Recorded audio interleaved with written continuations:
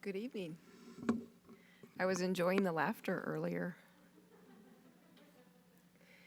We haven't had a lot of that in here, so it was very nice to hear. Thank you so much. At this time, the city clerk has a Zoom broadcasting announcement that she will make, and then we will call the meeting to order. Madam City Clerk. Thank you, Mayor. Beginning June 15th, the City of Grand Terrace reopened its public meetings.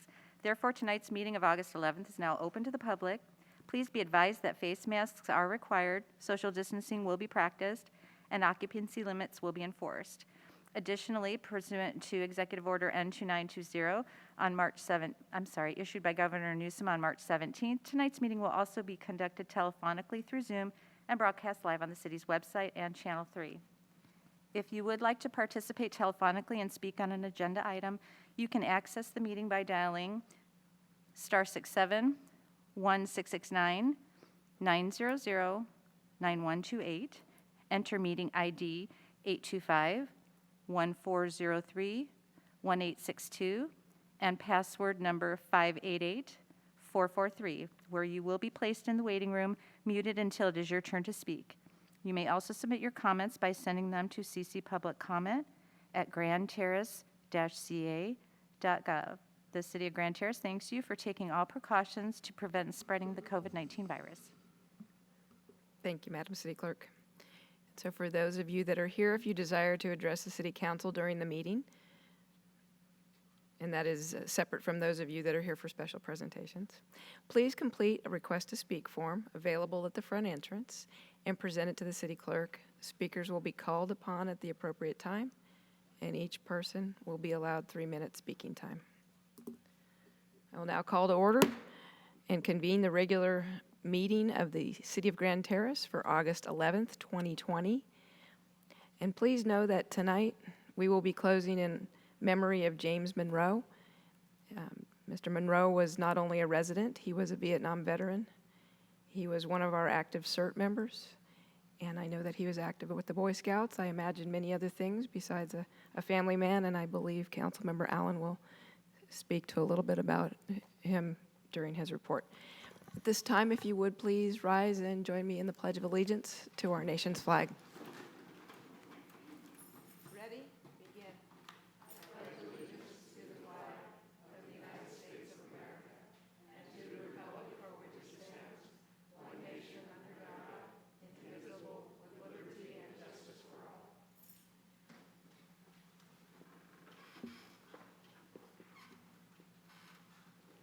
Madam City Clerk, may we have roll call, please? Councilmember Allen. Present. Councilmember Hussey. Present. Councilmember Robles. Present. Mayor Pro Tem Wilson. I'm here.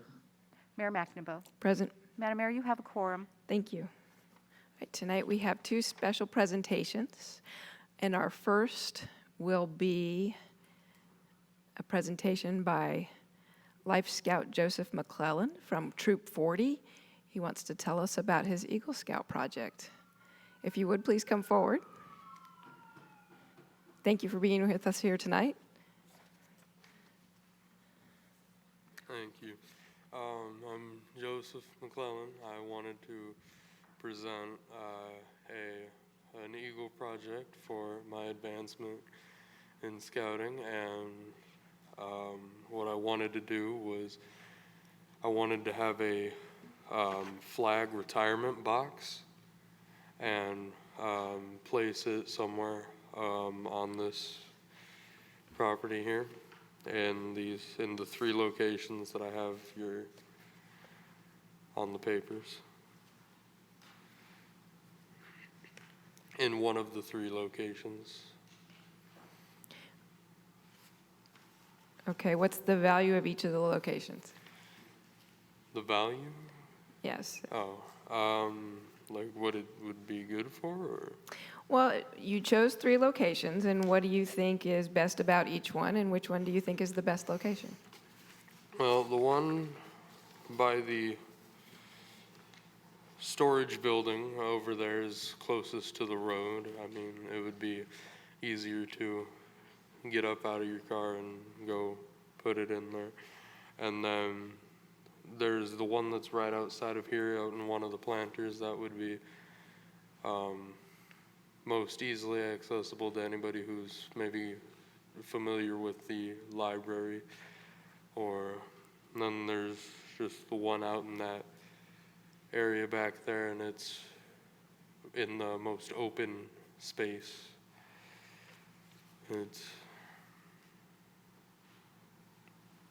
And which one do you think is best of the three of them? The one that I would prefer is the one closest to the storage building out in the.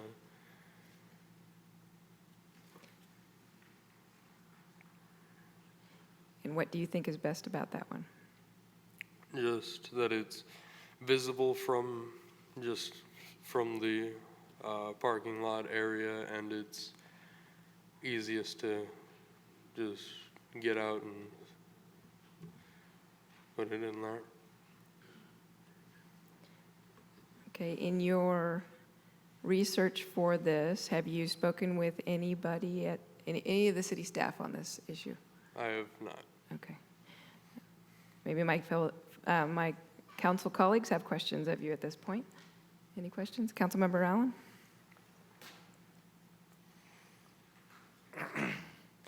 So thanks for presenting this, and great idea and a need. So who will be maintaining and taking care of it and making sure that, it stays clean and the flags that are put in there are retrieved and taken care of?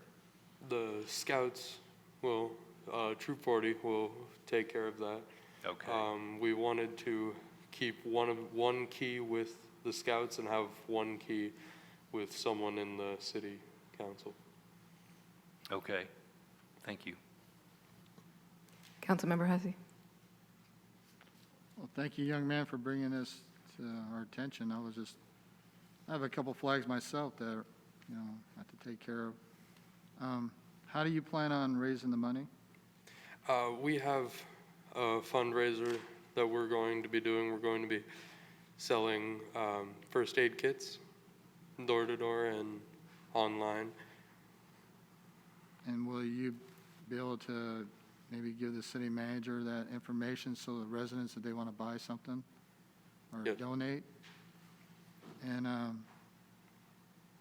if you do get this, how often will you be disposing of flags? We usually, whenever we have them, we would do it once a month.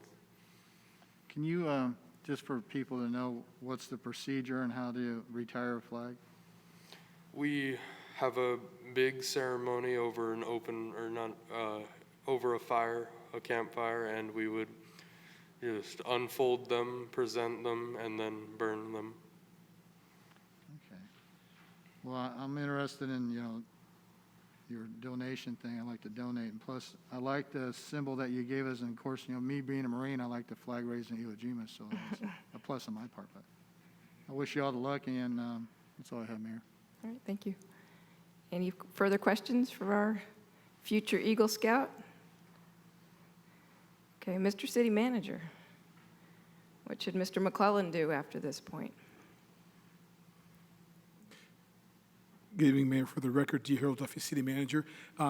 The young man should contact our office as soon as possible, and then we can sit down with the Public Works and kind of go over and evaluate each particular site, and we can go from there. Okay. All right. Any questions that you have at this point, Mr. McClellan? No. All right. Thank you so much for coming in and presenting this. I think this is going to be a wonderful project, and I look forward to hearing more of the details of what you decide with city staff and about your fundraiser. Thank you. Thank you. Let's give him a round of applause. It was tough to come here, especially having to wear a mask while you're presenting. Thank you so much. Our second presentation tonight is from the Ronald McDonald House.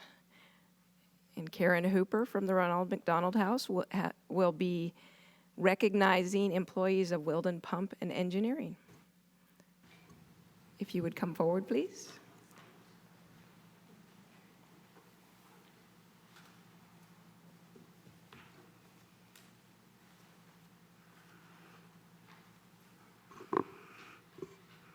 Mayor, Council, thank you for having us here this evening, and thank you for the opportunity to recognize Wilden Pump and Engineering.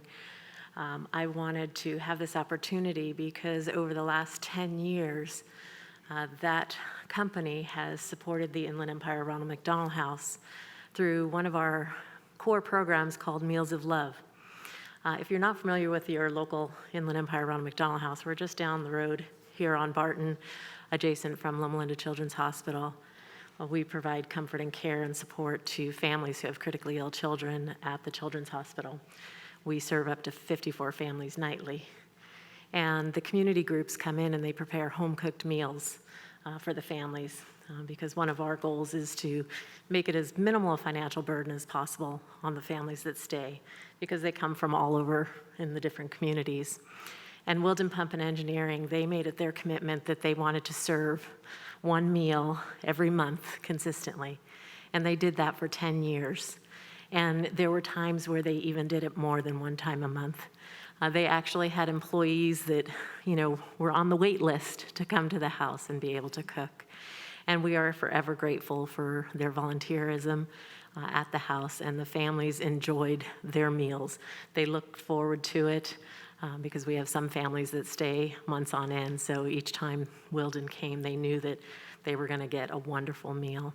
And Randy and Ashley that are here today with us, they were key employees that spearheaded the group and scheduled each and every month and made sure that collectively they, as a group, they chose the menu, brought in the food, cooked it up, served, and just spent some real quality time with the families. So thank you for recognizing them in this way this evening.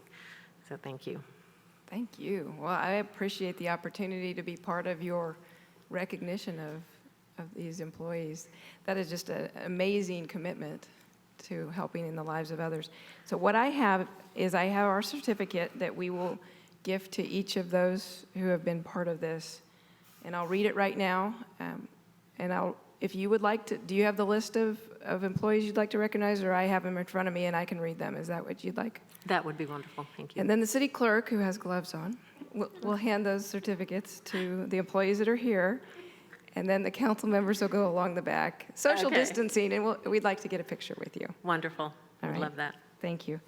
So the City of Grand Terrace Certificate of Recognition is presented to each of our employees that have helped for the Meals of Love. City Council wants to recognize your contributions to the Inland Empire Ronald McDonald House. Your efforts, generosity, time, and compassion has impacted many families throughout the Inland Empire. Your commitment to serving those families is noteworthy and truly appreciated, and it's signed by each of the members of the council, presented this 11th day of August 2020. 10 years, once a month, that's just amazing. And these are the people that were instrumental in doing that. I have Linda Anderson, Chris Clark, Natalie Clark, Robert Miller, Ashley, is it Weisweaver? Ashley Weisweaver, Gunnar Weisweaver, Randy Weisweaver, and then it says Wilden Pump and Engineering, Randy Weisweaver will accept on their behalf. And so those who are not here, we will make sure that you have not only the certificate, but we have a pin that is our city logo, or our city seal, and we'd like you to each take that with you and wear it when you're at Ronald McDonald House. Oh, And you can let them know where Wilden Pump and Engineering is located. And so how about a round of applause?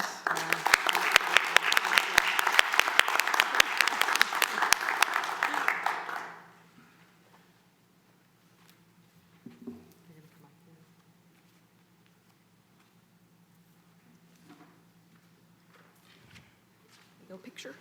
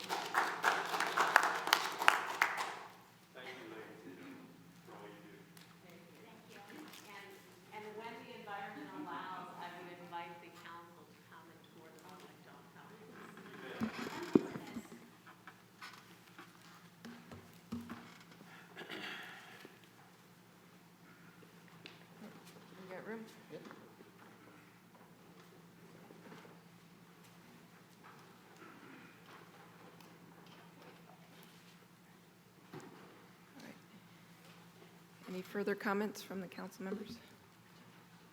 Councilmember Hussey? Yeah, I'd just like to congratulate you for all your hard work you do. A couple things about McDonald House. I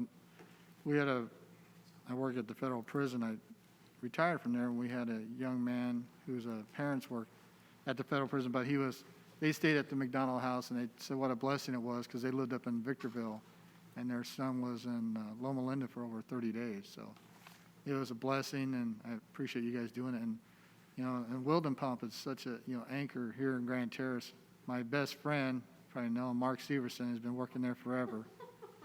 And he was there when Mr. Wilden was still alive and talked about how, he took care of the family atmosphere and stuff. So thank you guys for keeping your business here and having a business, and we really appreciate everything you do. But thank you for the many blessings that you do for the families in their time of need and stuff. And a warm meal really cheers a broken heart. So thank you.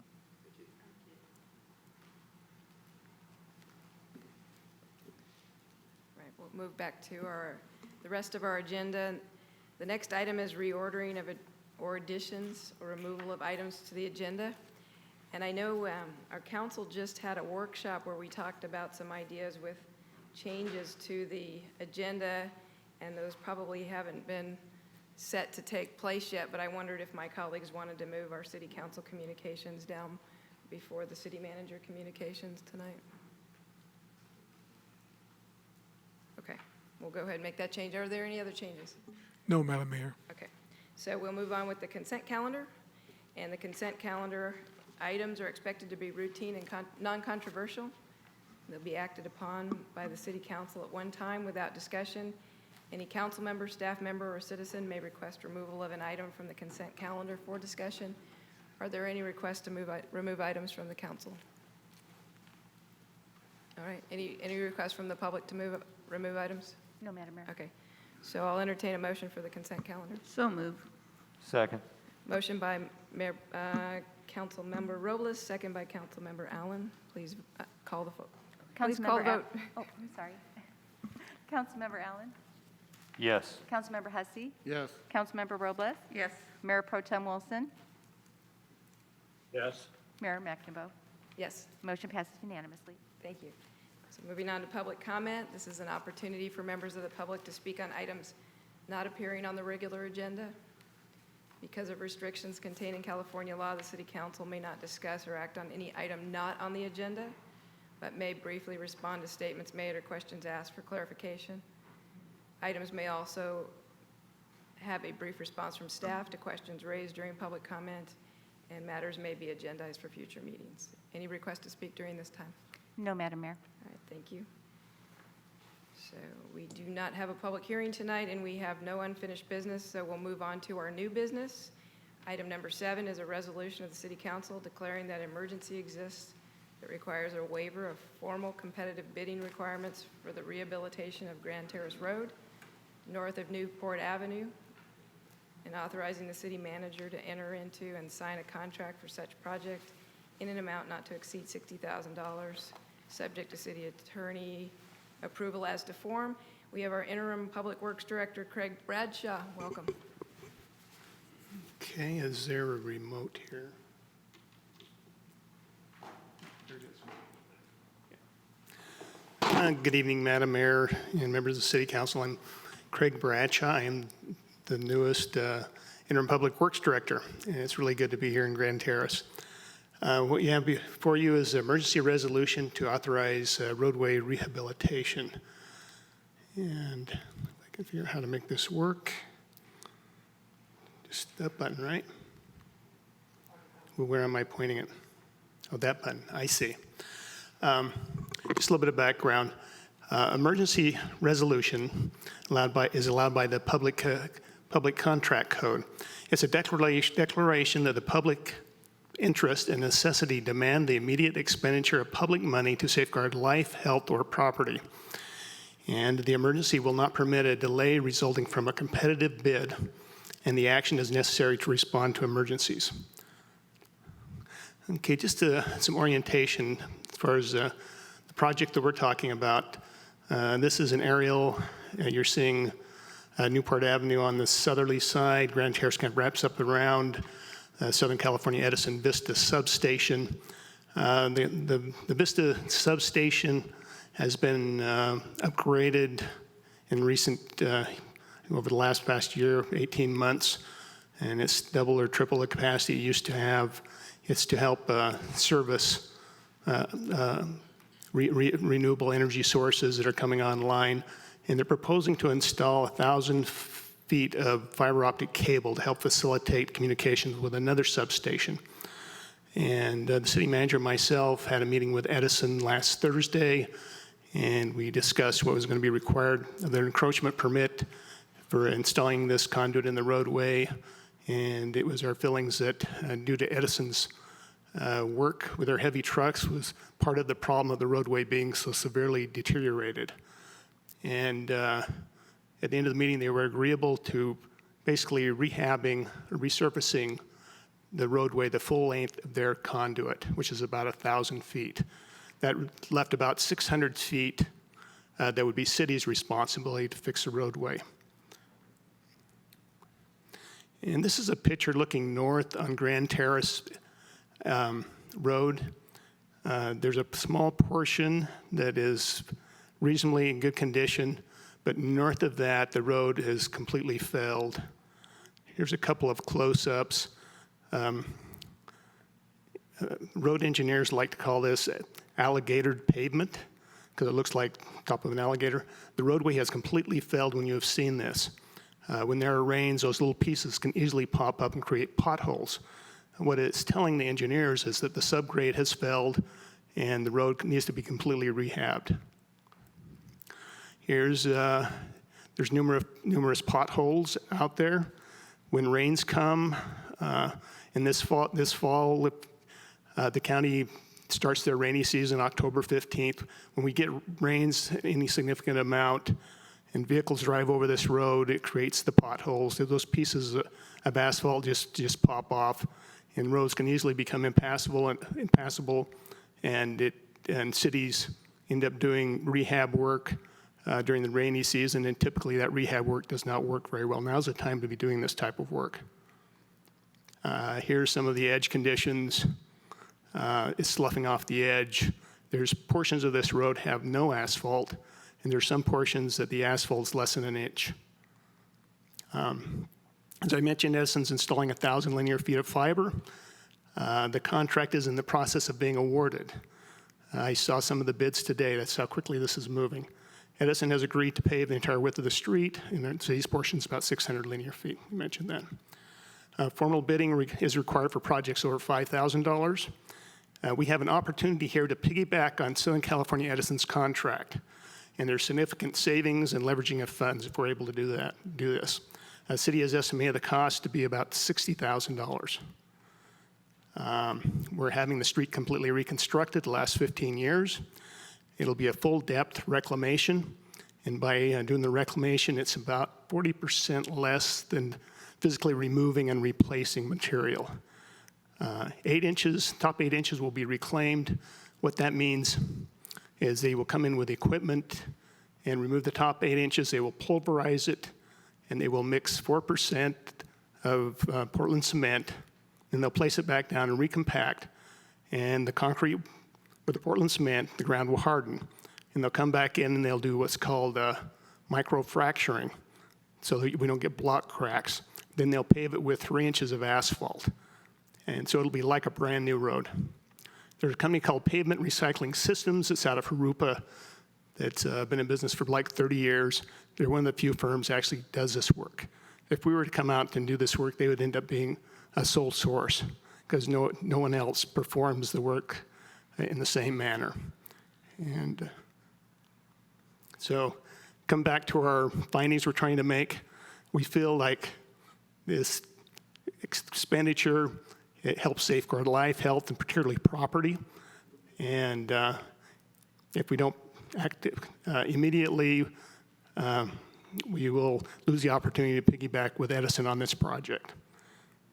And so our recommendations are to approve the emergency resolution and approve the appropriation of $60,000 from the gas tax fund balance to respond to this emergency. And I'd be glad to answer questions. Thank you, Mr. Bradshaw. Do we have questions for Mr. Bradshaw at this time? Councilmember Allen, Councilmember Hussey, and then Mayor Pro Tem.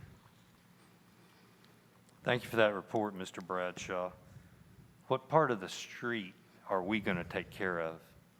The first part, the It's end a- of it, the last 600 feet? It's the first 600 feet just north of Newport Avenue. So we've got the first part, and then they've got the fiber in the rest of the street. Can I point with this? You can. So the stop sign is, Oh.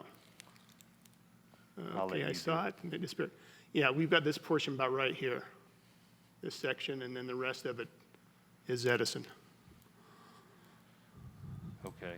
And the other question I have, we recently did some repaving on some other streets, and I think the contractor used a repavings asphalt that also had a mixture of plastic, recycled plastic in it. Are they going to use that in this job? In this case, it will be conventional asphalt. We will not be using rubberized on the top surface. It's really not necessary for this street. There are 5 houses. It's very low volume. The occasional Edison truck will cause much more damage, but it's a very lightly traveled street. It just made more sense to go with conventional asphalt in this case. Thank you. That's all for now. Councilmember Hussey, and then Mayor Pro Tem. Thank you. This road right here, that was part of our 5-year plan on redoing the roads. Was this road deemed for one of them?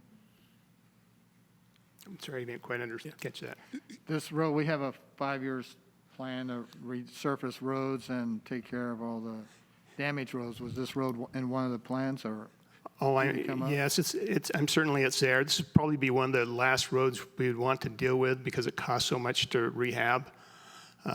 We prefer to be able to do streets where we can do like a slurry or we can do a thin lift overlay. This is complete reconstruction, so it's it's the worst of the streets we have in our pavement management program. And this road, it's getting taken care of all the way to the residents' homes right there? Yes, it goes up past the residence home, and there's a gate at the end of that street where the gate goes into the substation. It'll go up to that gate. All right, thank you. Mayor Pro Tem. Thank you, Mayor. Oh, yeah, the index is in the 20 to 30 range. The road has completely failed. Can you tell me if we know when this road was originally put in, originally installed?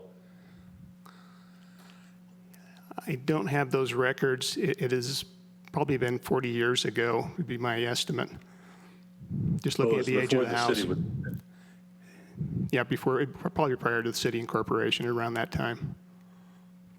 And in that, the average, well, I know you used to have a specification for public roads that included a fire engine with a hook and ladder on it. What's the average weight of the equipment that runs across there for Edison? They're limited to 20,000 pounds per axle. Okay. And that's pretty typical. And that is equal to what they used to call H5 or something, H20, H4? they call it an H20. Yep. Okay, so it's equal to that, I take it. Right. And is there a gate anywhere along these two sections of road? It's The private part, public part? It becomes private at near the end of the road where the asphalt ends, and then there's a gate, and then you go into the Edison substation. So the very northeasterly end of that roadway. Okay, because as you can imagine, I'm searching for an understanding of how much real public traffic goes in there other than Edison. It's very little. Very little. Very little. So in the long run, we're going to be repairing most of the damage was inflicted by Edison. It's also a very old road, but that's what we conveyed to Edison to get them to rehab the full street. that 1,000 feet. I'm 100% confident that it was put in under county standards, which means they basically graded the roadway, didn't compact it, didn't put any base down, didn't compact any of the trenches, and then turned around and just dumped 3 inches of asphalt on it. So I'm sure of that. There's no doubt about it. But the problem is in this city, we have a habit of having, in fact, actually, we had some folks in in Barton Road in front of the Seventh-day Adventist Church, and we just barely got done doing some reworking in those areas, and we've already gotten the road torn up. So I think our citizens are tired of spending money repairing other people's stuff. And in this case, standard public traffic would have been at the most a turnaround for maybe a dual-wheeled pickup. But when it comes to heavy Edison equipment and the fact that it goes up and down and up and down and up and down every day, what percentage does this $60,000 represent of the entire cost? It's approximately 1/3. 1/3. Correct. And we've received some bids today. The bids are coming in very reasonable. I think our price is going to be more like $45,000. But we're going to walk the site tomorrow and make sure we haven't missed anything with the contractor. Well, I would say if there is some savings, then it should be on our side,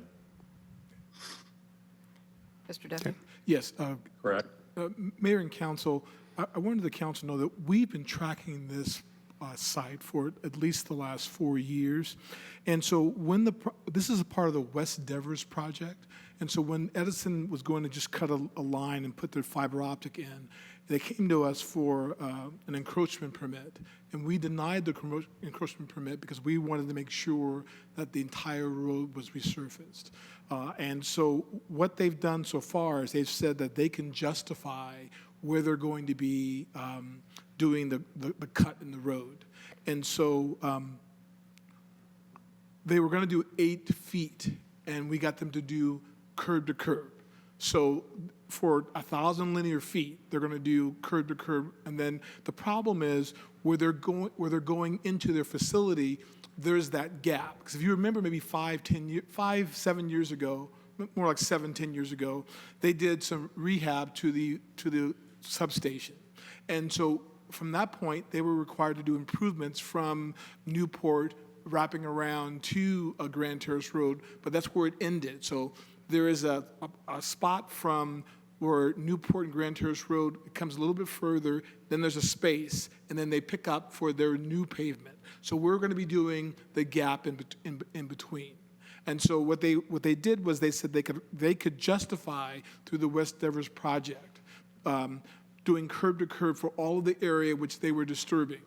And so we said, great, this is an opportunity for us to actually get this done in one complete project. If we had to do this, as Mr. Bradshaw mentioned earlier, if we had to do this on our own, it would be a significant increase in the cost. Okay, so they're going to do 1,000 feet of this road? That's correct. Regardless of what we do, they're doing 1,000 feet and that's it? That is correct. Okay. Councilmember Allen, you had a question?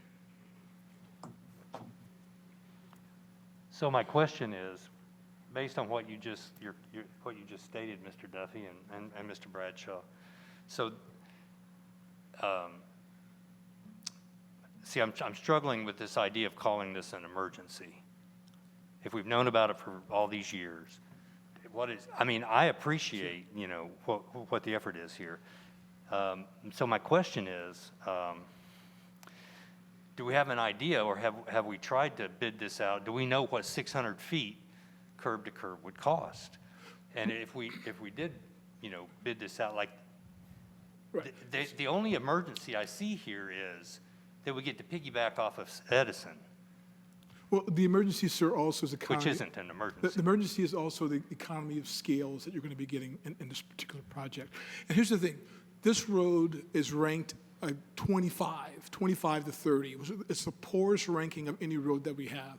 And so what most people don't realize, but I think we've learned over the years, is what we do in our strategy in terms of repairing the roads, we repair the roads first, so we don't want them to fail. The roads that have already failed, they're last on the list. This road has been identified, but this road will not see a repair at least for 7 years from now as we go through our 5-year road projects. If you remember when we first started our projects, our road repair, we did 35, 40, 50 streets the first year, 55, 70 the next year, because those were all slurry sealed. Those were very inexpensive. And then as we improve those roads, we get to the more detailed roads where you have to do some grind and overlay. And now this road is a major rehab. And you're right, sir. We could wait to do our portion of the road. The problem is it may cost us twice the amount of money to do it. And what will happen is you'll have a one section of the road that's repaired very well and the other section that's failing. So eventually you're going to see that failed portion bleed into the new portion. What we're trying to do is to create a complete road that's sealed and it's going to last for 15 to 20 years. Okay, and I said, I appreciate that, and I agree with the logic behind it. My struggle is calling this an emergency. I don't see the emergency part in it based on Public Contract Code Section 2168 and our description of it here. Is that a question for the city attorney? Councilmember Allen? Sure. I'm wondering where your question is going here. Maybe this it's point. more, maybe I should wait for discussion time. You can ask that of the city attorney if you'd Well, like. I'd like to hear it. Okay.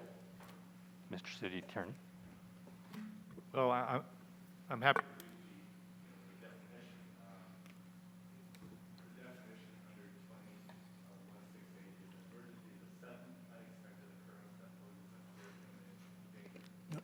Could you speak My up a little bit more? apologies, I thought it was on. Start over, please. Under the definition, Public Contracts Code Section 2168 states, an emergency is a sudden, unexpected occurrence that poses a clear imminent danger that requires an immediate action to prevent or mitigate the loss or impairment of life, health, property, or essential public work services. So if it's whether the council believes this situation falls within that definition.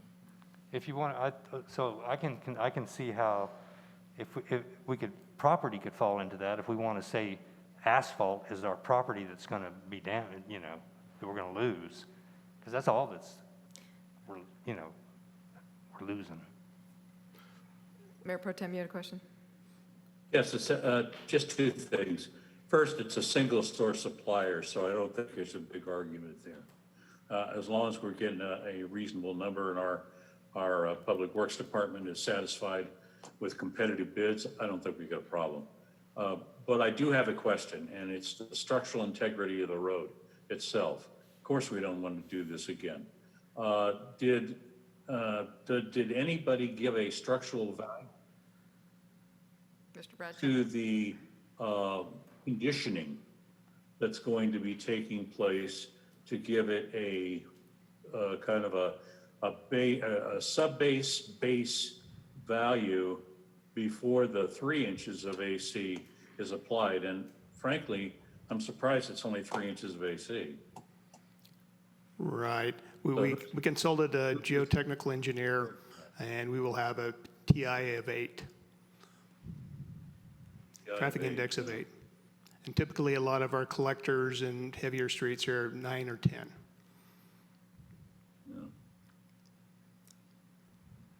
Okay. Yeah, it should last 15 years. Yeah, I just assumed it lasted for about 40. Right. So we don't want to do it. That'd be a bigger emergency. Okay, further questions for Mr. Bradshaw or Mr. Duffy or the city attorney? All right, I'll open it up to public comment. Are there any requests to speak on this item? No, Madam Mayor. All right, thank you. I'll close public comment and bring it back to council for deliberations. We'll begin with a motion. Is there anyone that would like to make a motion on this item? I'll make a motion to approve. Second. Okay, so I have a motion to approve staff recommendation by Councilmember Robles and a second by Councilmember Hussey. Please call the vote. Councilmember Allen? Yes. Councilmember Hussey? Yes. Councilmember Robles? Yes. Mayor Pro Tem Wilson? No. Mayor McNabo? Yes. Motion passes. All right, thank you. So we'll move on to item 8, which is presentations on the merits of enhanced law enforcement services and appropriation of $100,000 from the general fund. The fund balance for implementation of a 30-hour deputy for FY 2021. And who do we have presenting on this? Oh, City Manager G. Harold Duffy. Yes. Thank you, Mayor. For the record, again, G. Harold Duffy, City Manager. And tonight we have Lieutenant Lane, who will be doing a presentations on the merits of a 30-hour deputy. And he'll look at what happened last year. And I just also wanted to ask the council, this is really an opportunity for us to be able to, if the council does approve moving forward the program again for this year, this is a great opportunity for us to let the Sheriff's Department know what our priorities are in terms of for the 30-hour officer. Now, obviously, the contract is administered by the city manager, but certainly the comments that I hear tonight will certainly make sure that I will look at those priorities. Lieutenant Lane?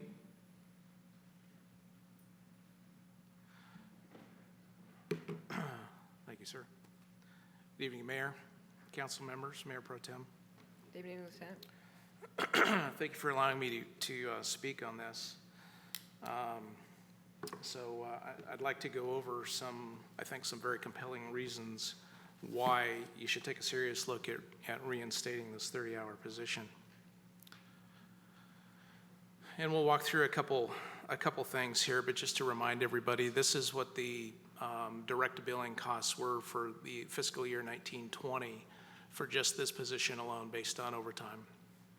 They're broken down through quarterly billing, which are sent out between our department to the city. And this, I don't know that the fourth quarter billing statement has been received yet, but that's the number that I see there that I believe they've settled on. So the total for this position for all of last year was just over $116,000. So then the question would be, what do we get for that $116,000? And we're going to take a look at a couple things here, productivity being one and effectiveness. So to look at some numbers, just for this one deputy position for 3 days a week, he handled over 1,700 calls.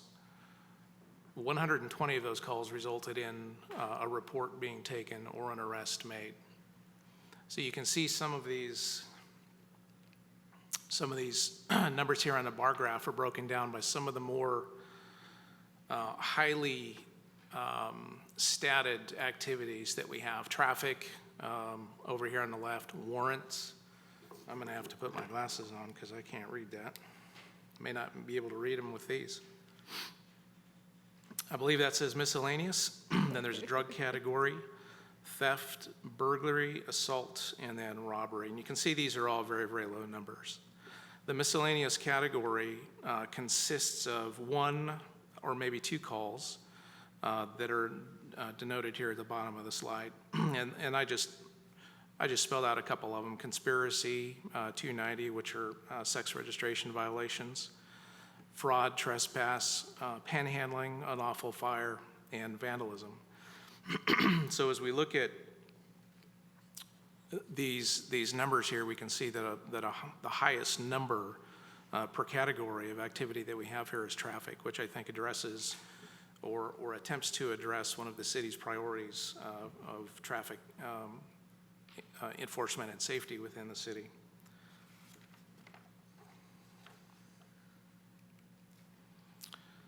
So those 1,700 calls equates to about 11 calls per day just for that one unit. And in a slide or two, we'll see what the productivity of that person was. Of the 120 reports taken, 77 resulted in an arrest, which is an average of about 1.5 arrests per week for that one deputy. It's just an average. Some days are more. Some days would be a little bit less. It depends on how the calls are coming in. To talk a little bit about proactivity, proactivity represents those calls that are self-initiated by the officer. So they are absent anybody calling our dispatch and placing a call for service. Those are identified primarily through the categories of traffic, warrant, and drugs, where we had most of that activity. And had this person not been working that day, those particular proactive stops would not have happened by that person. It's possible that the deputy working that shift, the 24-hour deputy or the one being on that shift would have handled or could have participated in some of that same activity. But these numbers speak just specifically to this one officer, this 30-hour deputy, and his productivity. So had he not been out there, those stops and those statistics would not have been there. And all the other calls were as a result of the unit being dispatched. So I think it's really important to recognize the value of that deputy in coordination and conjunction with the regular full-time deputy and being able to be more proactive, where they would both handle calls for service alternatively, or as one's tied up, the other one would be available, but they would both be much more proactive, having that extra deputy working.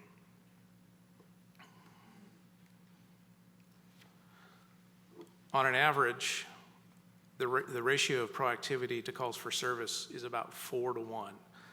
So that means that the officers, this one officer was able to proactively initiate 4 calls for service or 4 incidents for every 1 call for service. So we looked at several days worth of calls this month, and this is the number that we've came up with. Again, this number varies greatly.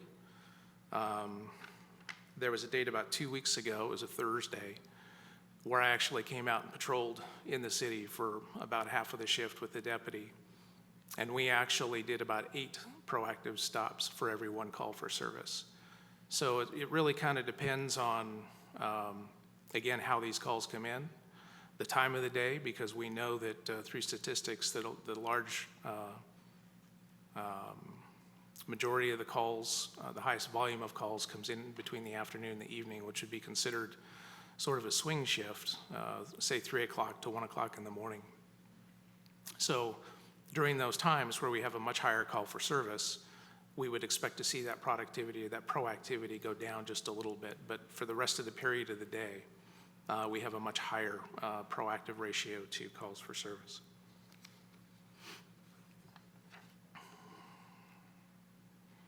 Can I ask a question before you go on? Certainly. In your list of the calls for service, I don't see any necessarily categorized mental health related. Is that inherent in some of these other statistics you're looking at? Let me go back to that slide here because I made some notes on here.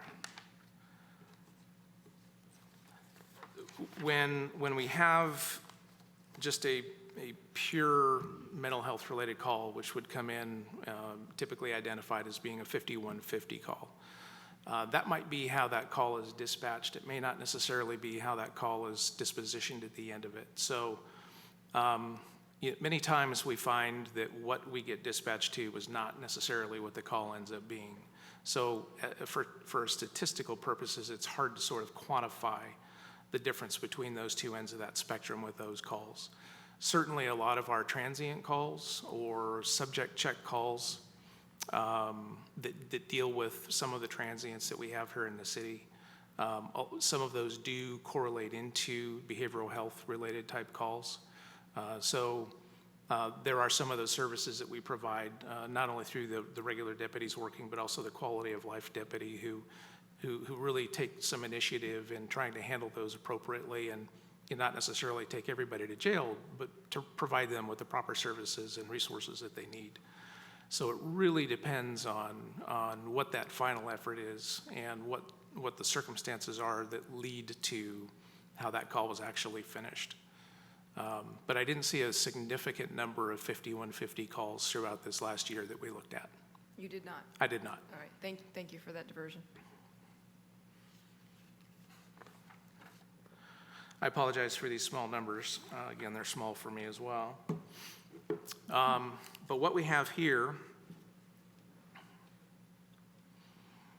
the 30-hour deputy had significant impact on response times to all call types, and in some cases shortening that time by as much as 2 minutes. So I think this category right here is dispatch to on scene. So this is a very, very significant number. This is the starts the clock from when the deputy actually receives the call on his computer to when they go on scene.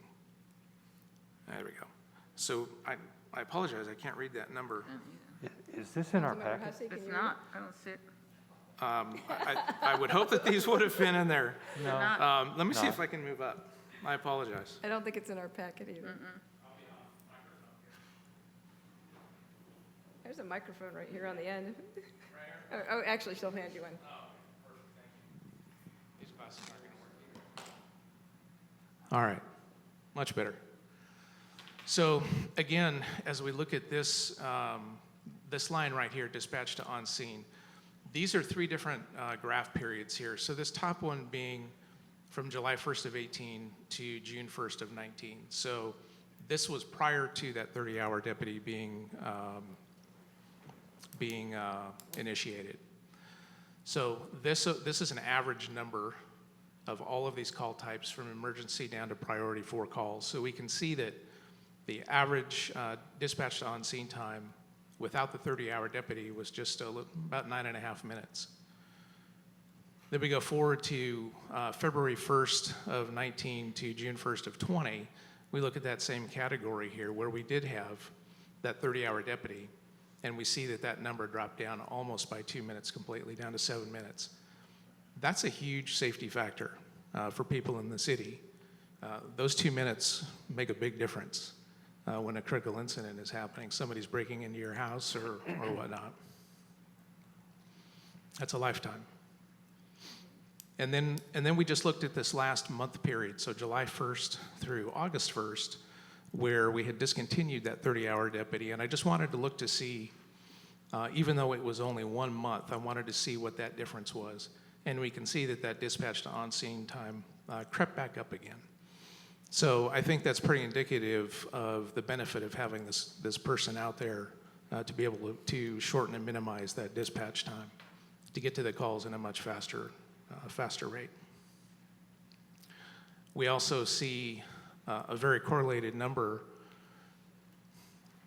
dispatched to close. So having that extra deputy on scene changes the entire time that they are actually able to spend on that call, because I think there's some extra help being given there. So it's not just one person handling a call by themselves. When they get additional help, we see those numbers go down.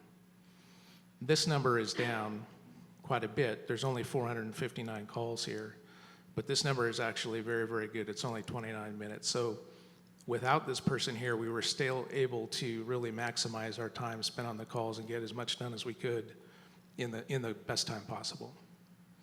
But at these 459 calls for the month of July, we factor that out over the 12 months, and we're going to be back up over the number of calls that we had last fiscal year, which is 5,100. So we're on par just after this 1 month. If it flushes out, we'll be in about 5,300, 5,400 calls, which is a much more significant number than the 4,400 from 18 to 19. So we have more crime when we have more deputies? No. It's not a factor of crime, it's how things are necessarily recorded and statted. So the crime still occurs. I think that what the number suggests is a lot of it is due to the proactivity. It's not necessarily that there's more crime occurring. It's that having the extra deputies out there, they're able to create more calls for service, which actually directly reflect on those numbers.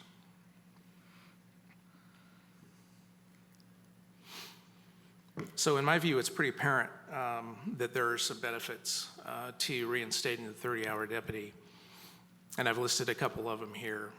Increased productivity is certainly one of the keys, but it not only means that there's one person out there being proactive, but it means that both deputies who are there working together are more proactive than when they have to work alone. They're much more reactive when they're out there by themselves. Reduce response times to calls by as much as 2 minutes. The second deputy on provides another cover, another layer of additional officer safety, which is pretty important. We need to be able to keep each other safe so that we can keep everybody else safe. The units work together to handle calls and make stops. And this has some significant impacts because when there's only one deputy working and they arrest somebody and have to go to Central Detention Center or maybe all the way out to West Valley, they're out of the city for quite a while. So having this extra deputy on means that there's always going to be a person in the city during that time. And we're able to focus, having that time for productivity, we're able to focus on some of the city issues, and traffic being one of them, as well as the homeless and the other behavioral health issues and the concerns that everybody has. So I think that we're able to make some pretty relevant impacts to the city by having this position. And that's all the information I have, if you have any questions. Thank you, Lieutenant. We have questions for the Lieutenant. Well, Councilmember Robles? I don't have questions for the Lieutenant. I have questions for staff on the funding side. All right. Mr. Duffy? Okay, so I just want to walk through this because I'm having a whiplash from how we funded them for 80-some thousand, and then we were broke, and then we did a revised numbers, and now we have this recommendation. So if we could just walk through the child care, there's 150,000 coming out of the child care fund. Could you explain that? I have Ms. Fortune online also, so she would be able to help us with that. Well, if I can find it again. Okay. Let's see. Assistant City How come Manager no one's a Fortune? resolution all of a sudden? Oh, I moved to the other agenda item by accident.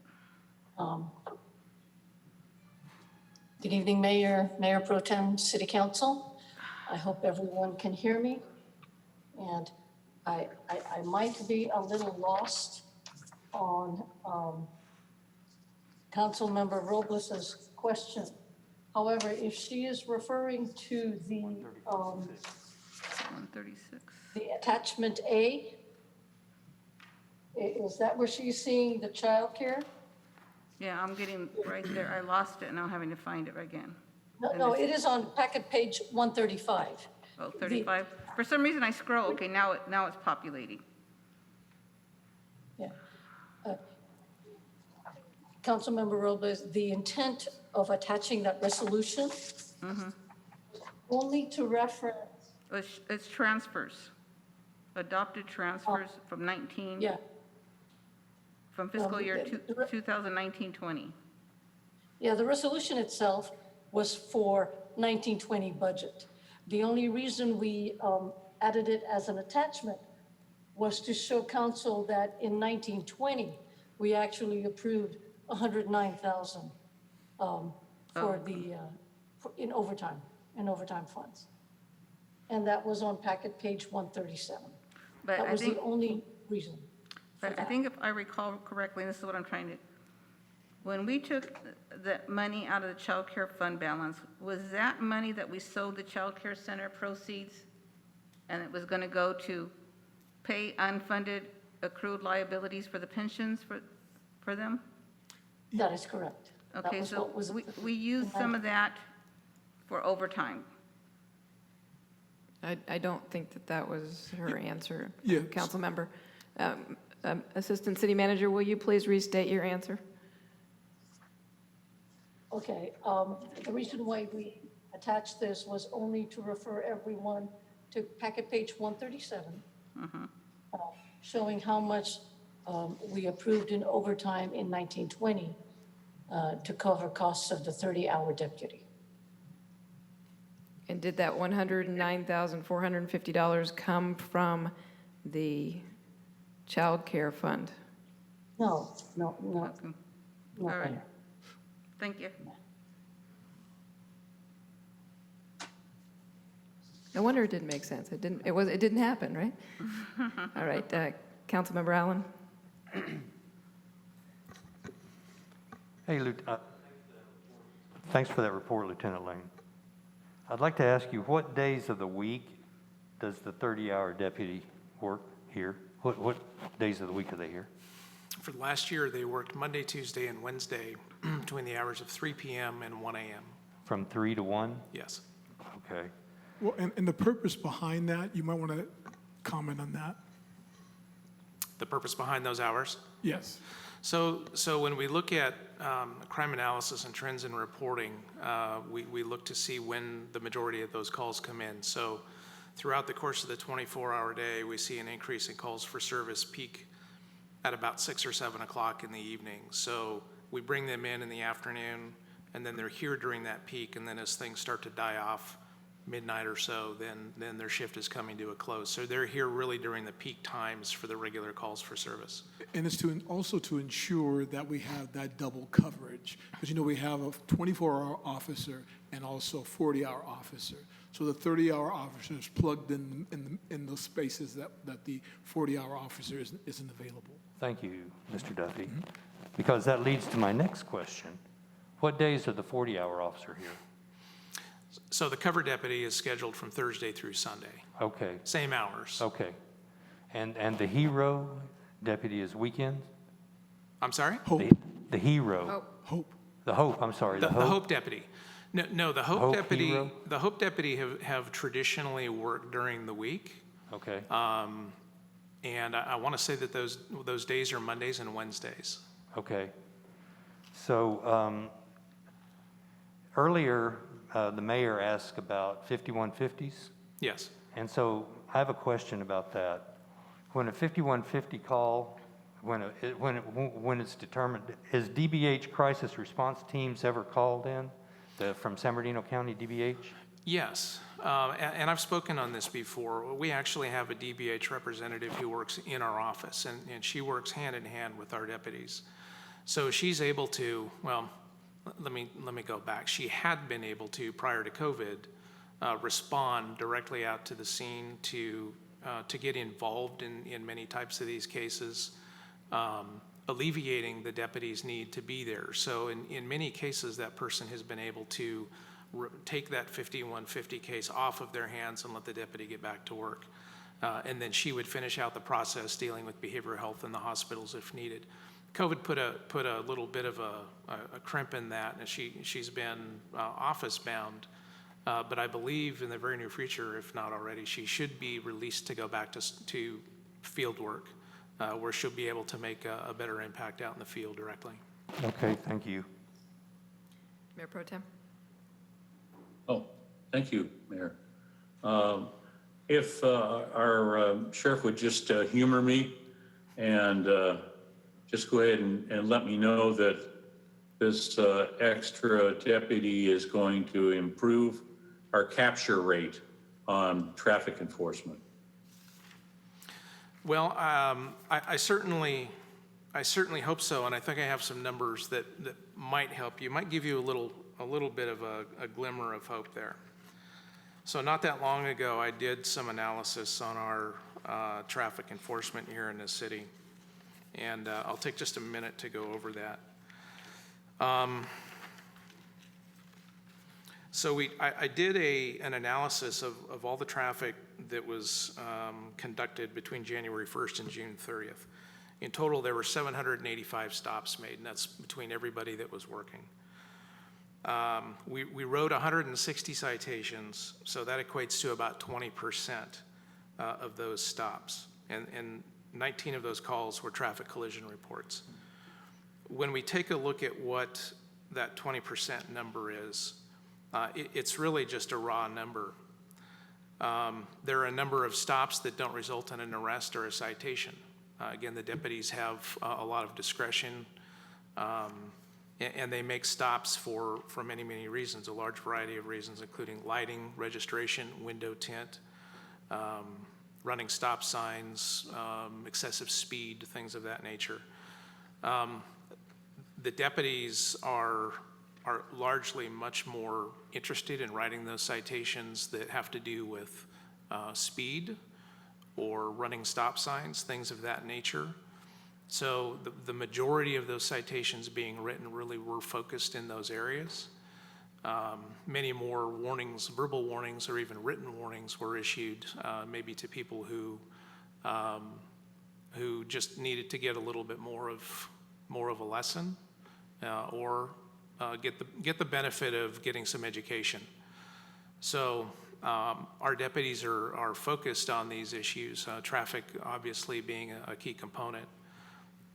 One of my deputies on his own went out and contacted our technical services people and had equipment installed in each of the units for Grand Terrace that give the deputies a much faster process for issuing citations.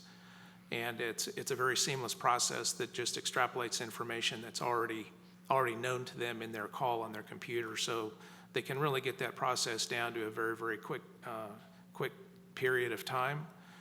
Which allows them to be much more able to handle other calls for service and also be more proactive. So they do have some tools at their disposal to make that job a little bit easier.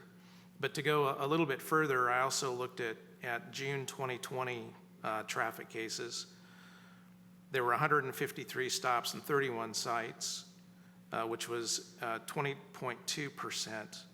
And in July, that number went up to about 22%. So we are seeing an increase in the number of citations being written, although it's not huge.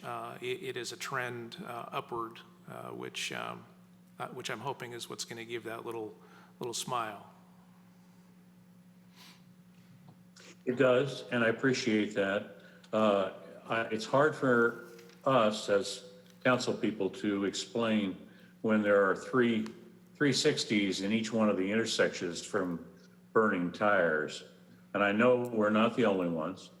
And I know we're not the only ones that have to suffer through the noise at 1 or 2 o'clock in the morning because these idiots don't know how to observe normal, driving techniques. But I don't want to be the city that's known for 360s and in each one of the intersections. So if there's a way for us to try to containerize that, we might get perfect.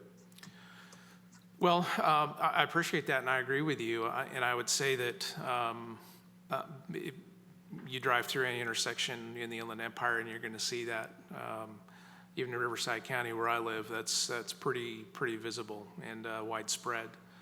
Of course, that enforcing those kinds of things means that our deputies have to be right there. They have to witness it, hear it, see it, and then obviously catch them.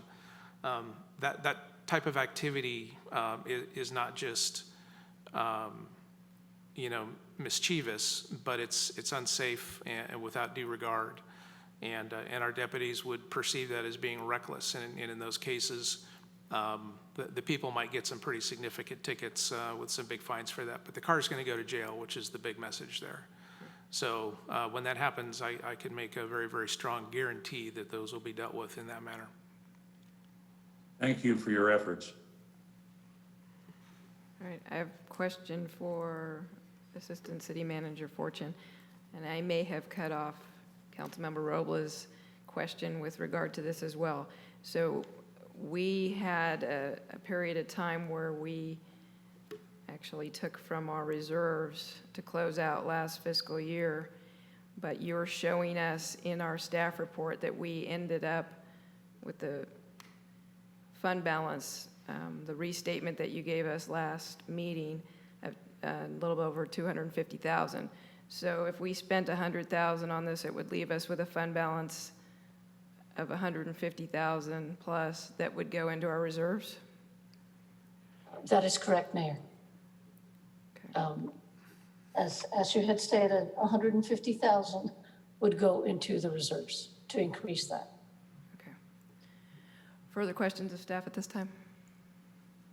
Just one final question. Councilmember Robles. under the child care fund balance, what are these negatives that you're showing?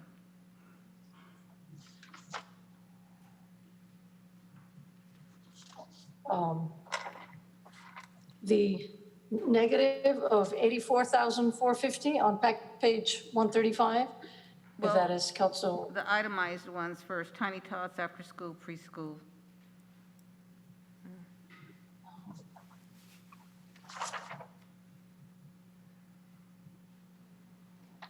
I see. Yeah, on the next page, I apologize. That was the child care's portion of the unfunded liability. Yeah, As you and know, we pay close to 450 annually in unfunded accrued liability. So for 1920, that was child care's portion. And as you had mentioned, that 150 was part of the proceeds left over when we sold the property. well, yeah, just because my memory was that we did sheriff overtime of 84,450, and we took it out of what we was going to go to cover the unfunded pension liability for childcare. And that was going to bridge us between budget years.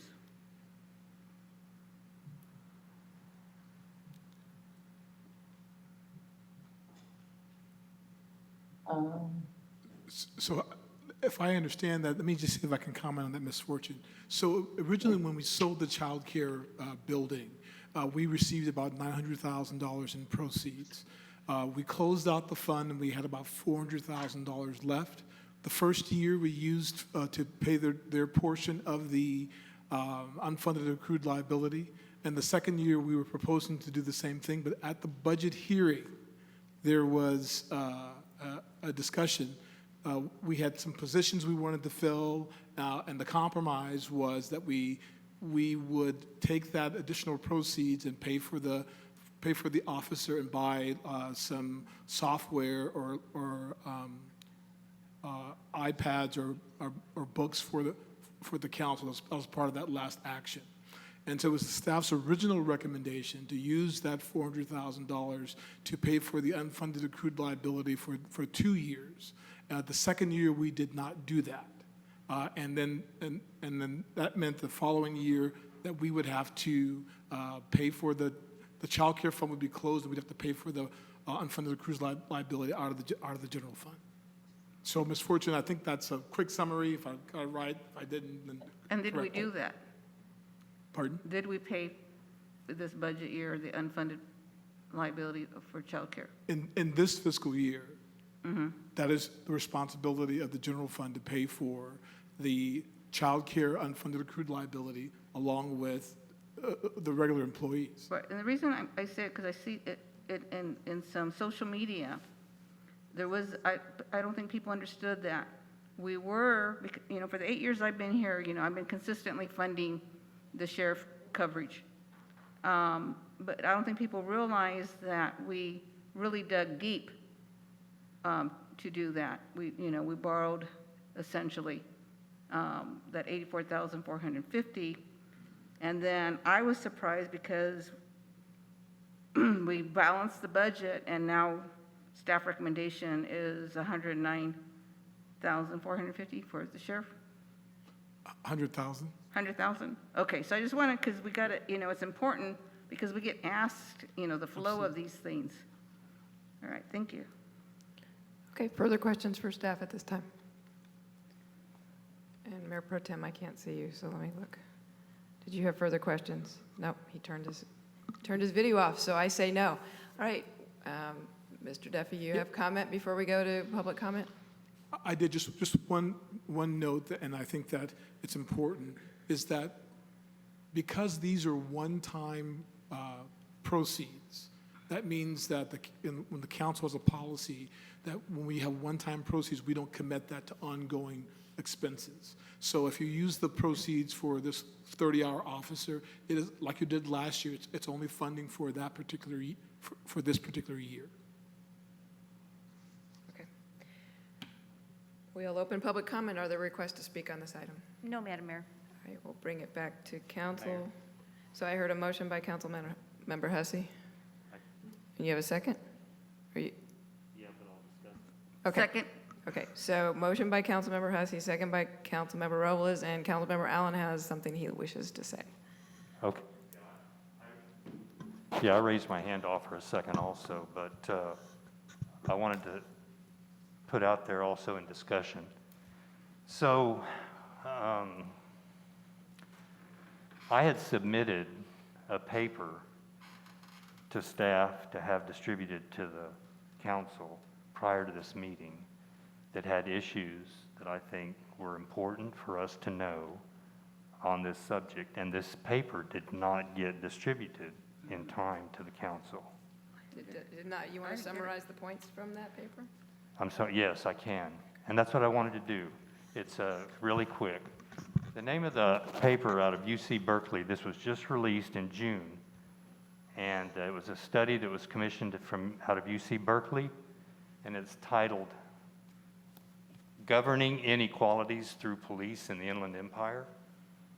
And basically what it boils down to is it shows that no amount of, it doesn't matter how much money you spend on law enforcement, it does not affect the crime rate. What does affect the crime rate are rental properties. It shows that there's been an increase of 3 to 6% in the poverty rate in our area between 2000 and 2017. It shows that the change in the poverty rate and the change in renters correlates to the rise in crime. It does not it shows that there is no correlation between the amount of money spent on law enforcement and a decrease in crime at all. It says that, like for example, in our area, we've had around a 4 to 6% increase in renters, and the way it shows this is also it shows the share of total city expenditures spent on policing in 2018 of all the cities in the Inland Empire, that's Riverside and San Bernardino County. And it shows that some cities like San Bernardino and cities in Yucca Valley and Yucca Valley that spend in excess of 30 and sometimes as high as almost 40% of their budget on law enforcement, and their crime rate continues to rise.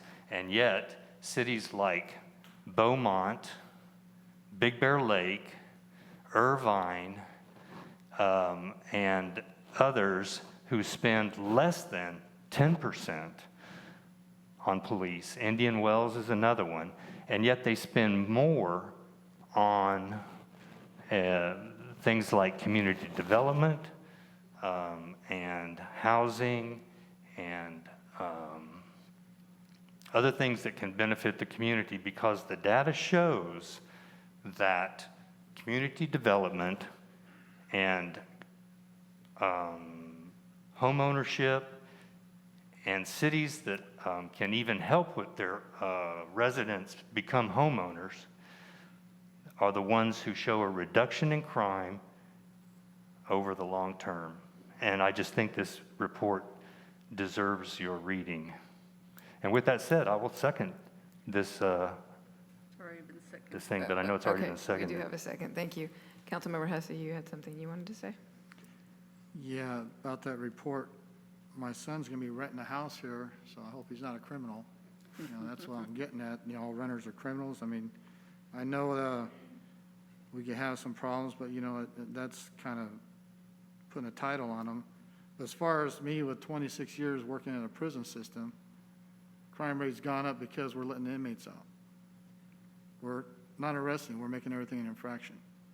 So when you have this going on, yeah, you're gonna have life-quality crimes happen.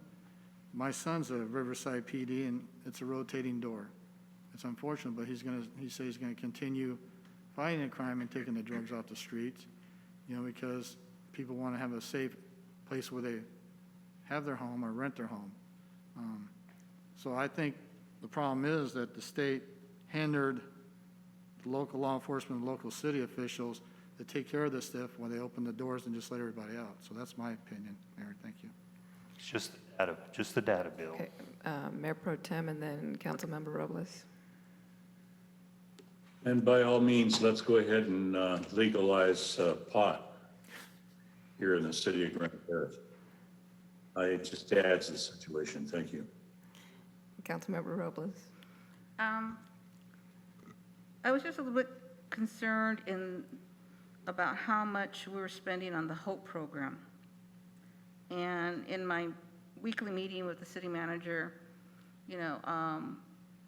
there may be some issues with how we spend that money. And I was just thinking that we might have a workshop session or study session to see what limited tools we have, what limited funding we have, that we can focus in some fashion to maybe youth diversion. We have some housing requirements. Let's look at those and see what more we can do. I'd like to put that out there. I'm interested in those things. I did read that Berkeley study on the San Bernardino Board of Supervisors website. I just don't think it really fits with here, but maybe staff can look at some statistics on that and focus where we're in the scheme of things for Grand Terrace. And my take on both ends of this is that the study is a broad brush for the region, and when we look at the limited amount of deputy coverage that we have, it's very expensive for us. And so I think we need to look for alternatives, but I don't think that we need to necessarily say that we don't need deputies patrolling our city. But I also believe that some of the things that were in the study are long-term. And maybe it is that our focus needs to be looking at those types of issues as well. Are we really looking at our rental properties? Are we encouraging home ownership? Are we a community that's going to go to 100% renters? I know that renters aren't bad. I had neighbors across the street from me that had such pride in their home. When I first moved in, I had no idea that they rented. So just because somebody is renting doesn't mean anything about who they are and their quality of character. But I think that there are some long-term issues that maybe we look at as a community, and we bring in some of our faith-based communities to partner in those ways. But I also think that there's long-term with how do we encourage home ownership or just pride of neighborhood. Whether you rent or not, how do we encourage pride of neighborhood? So I don't think it's an either or. I think that we need to look at it as a whole and figure out what that means and what, to Councilmember Robles' point, what tools are there that we haven't been exploring? And I'm going to call for the question at this time. Please call the vote. Councilmember Allen? Yes. Councilmember Hussey? Yes. Councilmember Robles? Yes? Mayor Pro Tem Wilson? Yes. Mayor McNabo? Yes. Motion passes unanimously. Thank you. So we'll move on to item 9, which is a requested future council agenda items presentation. Mr. City Manager. G. Harold Duffy.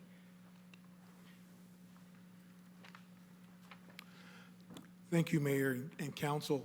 So tonight, we're going to go over our council requested future agenda items.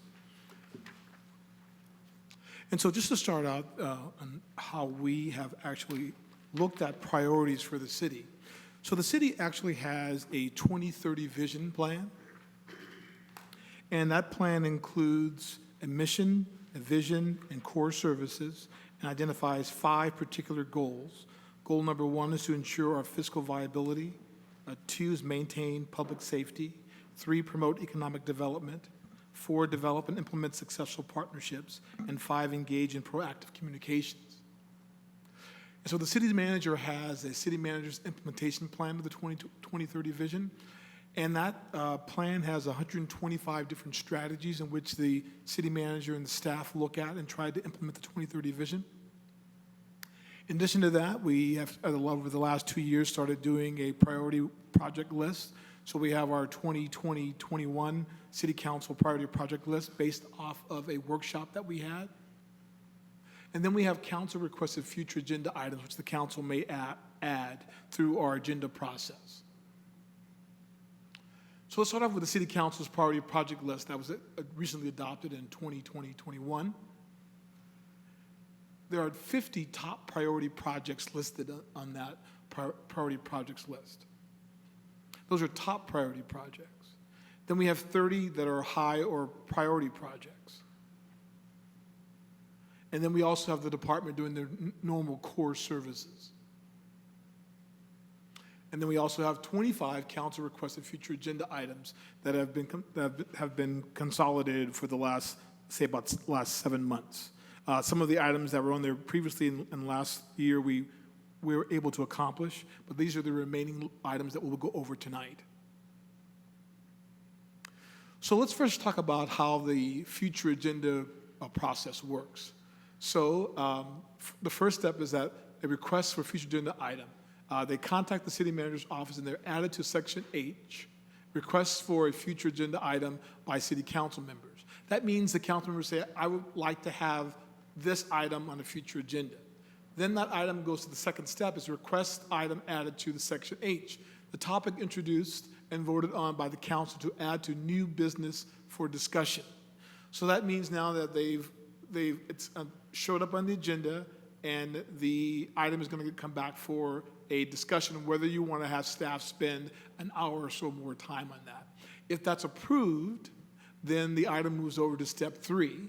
If it isn't approved, there's no further action taken at the time. So if the item moves over to step 3, then there would be a new business item for discussion.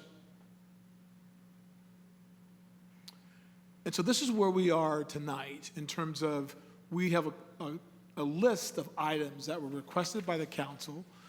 They have either been heard or they're coming back for in step 2 to be able to be heard to come back as new business.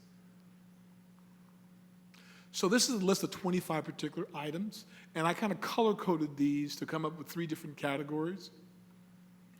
The category of items are items that are in red can actually be handled through an administrative action versus having the council try to establish a new policy. Items in yellow are on the priority project list. That means it actually landed on our 2020-21 priority project list and probably shouldn't be considered as a potential new agenda item because they're going to be coming forward as part of our priority projects. And then items that are shaded in green are items that actually need to be heard to give staff some direction and would be in compliance with this process.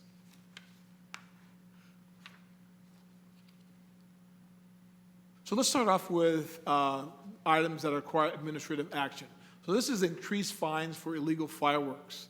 And so in this particular action, the city's current fines for use of illegal fireworks, the current fines are $2,500 for illegal use of fireworks for the first site, and it increases to $5,000 up to $10,000. The second one is a citation for illegal fireworks before using legal fireworks before the authorized day, and that's $250 for the fine. And so the direction from council as a future agenda item was to look at increasing these fines for illegal fireworks. Now, we recently had a presentation by the Sheriff's Department that identified that there were a number of people that were stopped, but very few citations were actually added. And so we're looking to work with the Sheriff's Department for next year and the Fire Department to really not only stop, but also to cite those users of illegal fireworks and people who actually use legal fireworks before the authorized date. That would be our recommendation, but it's really up for the council to give us some direction on this. Are you looking for direction right now? Yes. Okay. Council? I think, Councilmember Robles? I think what we have in place is adequate. I agree.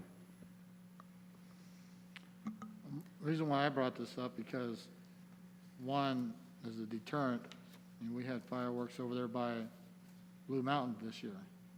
Now, if we're not going to do a citation, just give an educational thing, I don't even know if we can even increase the fine for illegal fireworks. That's defeating the whole purpose. So that was the thing, if, you know, if we feel that the fine's adequate enough, but we just got to make sure now coming back, we have to make sure we do the fine. I understand educational, the only educational thing I could see is somebody coming out of town and visiting grandma and grandpa, and they live above Oriole, and they had regular safe and sane fireworks. Not something, mortars going off in the air, so. I think that the Sheriff's Department and the Fire Department heard the council loud and clear at the last presentation, and that the goal here is that when we stop people for using illegal fireworks and using legal fireworks before the actual day of authorization, that they should be receiving citations. Yeah, I'm willing to pull it if we do the citation, if the fine justifies it, so. Mayor, Councilmember Allen? I'd like to ask Councilmember Hussey a question. Sure. So, would you, you know, we're only one of 9 cities in the Inland Empire that authorizes the sale of fireworks. Of all the cities, the dozens of cities, there's only 9, and we're one of them. Would you consider outlawing fireworks altogether in Grand Terrace, like so many other cities have done? You know, I mean, here's the thing I think about. How much does this cost our city in whatever costs are associated with it, if it's overtime for law enforcement or fire department? And this is a fundraising effort. I know this is a fundraising effort for an entity that parks that fireworks sales container down in the parking lot at the main intersection, and I appreciate that and respect that, but could there be another way that entity could raise funds without, could we help that entity raise funds, the necessary funds that they are looking for, without them having to sell fireworks? Okay. That would be my question to you, other than raising I think fines. I think that's another issue, though. On Well, here is whether can- we're going to increase the fines for illegal fireworks. I think the discussion about outlawing altogether is a whole nother discussion. But it's about fireworks. There's the Well- relationship. Well, okay, there is a relationship, I agree, but right now, we're looking at, are we going to increase fines for illegal fireworks? 2 council members that said no, but you might have, if we could compromise on, so come to a discussion here about fireworks use. Well, I think it's a bigger discussion than what you're saying, Councilmember Allen, and so if you It want to is. have that discussion, I would suggest that we have that as a future item to discuss, because I think that the public would want to weigh in on that. What we have here is, are we going to increase the fines for illegal fireworks? If we start talking about outlawing them altogether, that is a discussion I think a number of people want to have. And so, Mayor, if I might, if we can just basically have the council, because this is an item where it's at the particular stage. If the council wants to vote no on the item stops where it is. If the council wanted to vote yes on the item, it will then move forward to the next phase in the process. So on this particular item, staff's recommendation is that we implement the existing rules. If the council agrees with that, in this particular case, you would vote no for this item not to continue. Okay, so call the vote, Madam City Clerk. Councilmember Allen. No. Councilmember Hussey. No. Councilmember Robles. Yes. Mayor Pro Tem Wilson. Can you restate the motion? Restate the object of the vote? If we vote Something no, to- it does not move forward to the next phase. No. Mayor McNabo. No. Motion passes. The next item is the long-term energy efficiency.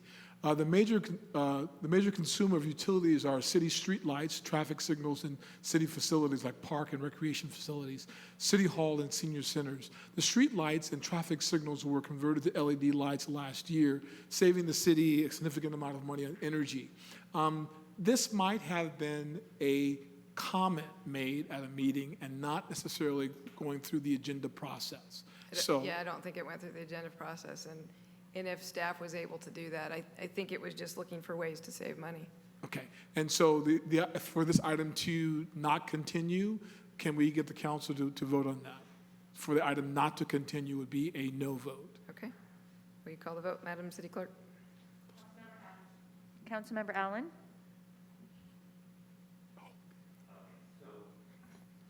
A no vote says it stops here, is that correct? Yes, that's correct.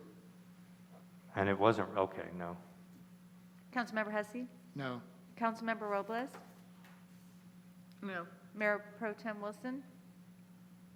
No. Mayor McNamara? No. Motion passes. And I want to revise my vote in the last one. I misunderstood it. Figured that. Yes, don't move it forward. Yes, that's what I meant. This is an update to the city's emergency operation plan. The city staff can take this emergency operation plan and review its content to determine if it needs updated to ensure it also includes strategies for city to address issues like a pandemic. We have the hazard mitigation plan, and we look at all the potential natural disasters, but I'm not sure that we identified a pandemic in the item, and I think that's one of the comments that Mayor Pro Tem mentioned with this particular action. So it's open for discussion, but I'm saying that we can do this through an administrative action and bring it back to the council.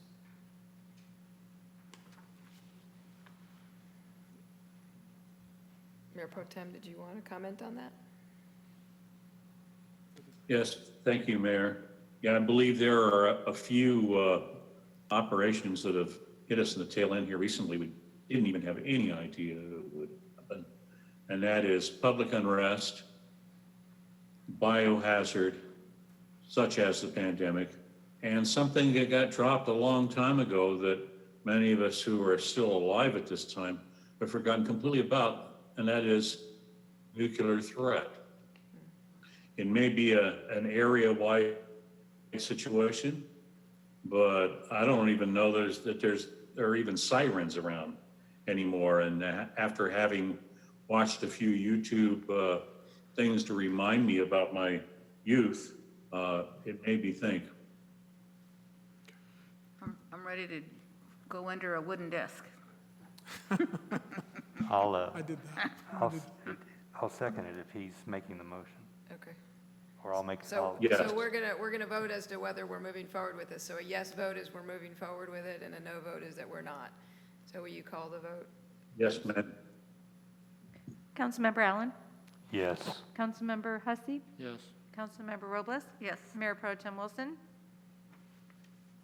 Yes. Mayor McNamara? Yes. Motion passes unanimously. Great. Next item is Storm Drain Master Plan. This project is currently being addressed within the Gateway Specific Plan. The Gateway Specific Plan was to address citywide storm drain issues.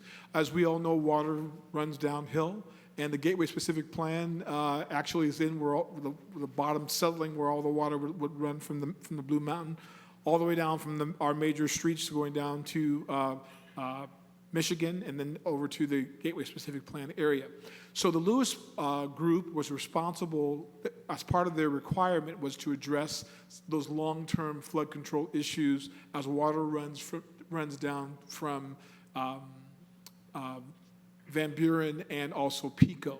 And so it is coming back in that form where the council will be able to address that particular issue, or we can, as this future item recommends, is that we actually address it separately.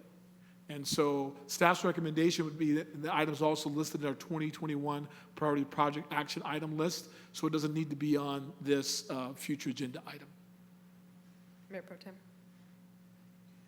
Might I mention that this is a long neglected issue, way before any of us were on the council. And I think, and it's easy to push in the background.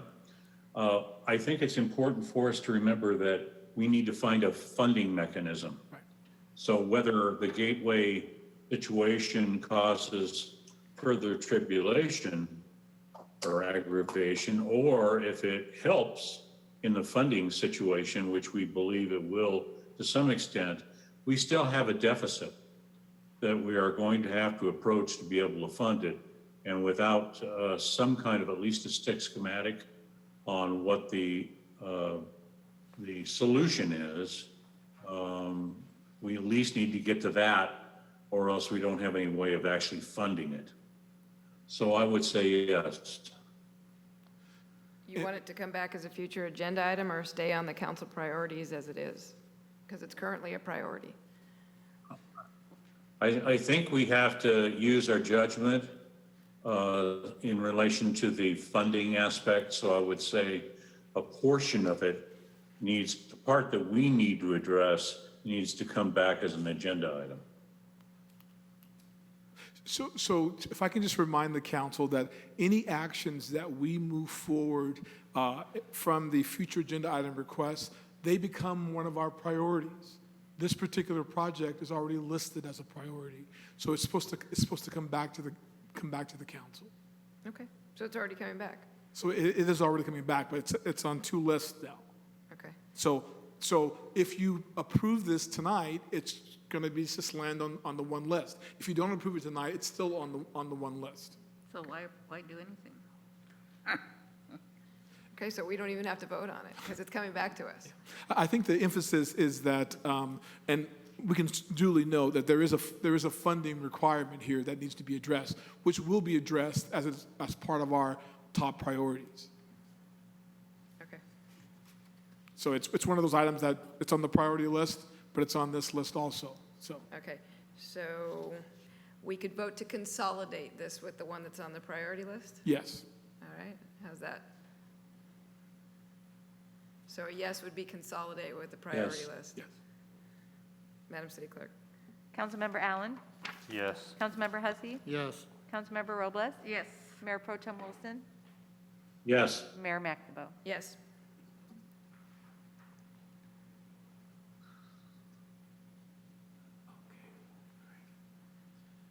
Okay. This is create master plan for long-term undergrounding utilities. This item requires $40,000 to develop long-range plan, which will provide city access to over $1 million in Rule 20A funding. Item appeared before the council within the last year and is currently on the council's priority project list.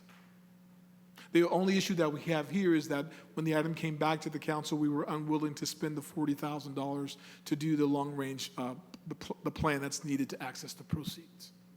Once again, the item is actually on the 2021 priority project action item list.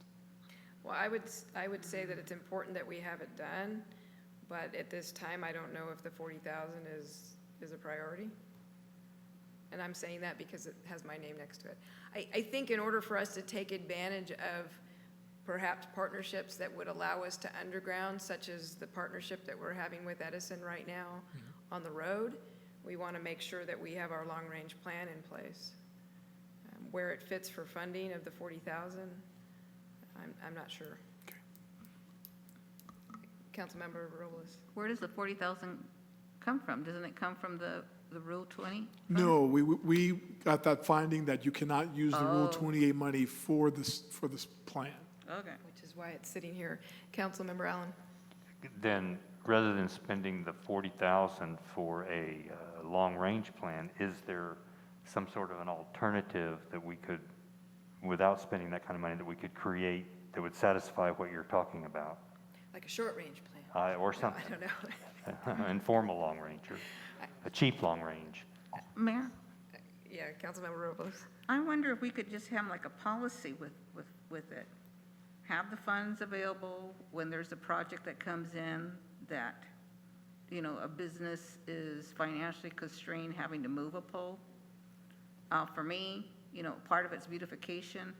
In front of Preston and Barton, there's a big gigantic pole, I don't know if Some you of can it's move- safety, too. Yeah. Something like that, of that line, where, a staff does a survey or anticipation and comes back with a policy.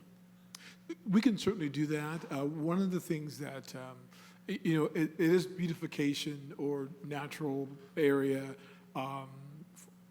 You really, there's some limitations on what you can do partnering with a business. They're required maybe to move a pole, but you can't use Rule 28 money for that unless you can justify that it's a part of a larger project. Right, you could make the project larger. If they're doing their section, then we could add to that section, especially if it finished off a street or an area. And I think that the issue is we've never used it, or we've never even looked to use it Yeah. because we don't have a policy and we don't have a plan. And I can also ask the interim public works director to look at this cost to see if it can, if there is a modified version of the long-range plan that allows you to start the process and finish it if you actually have a project moving forward.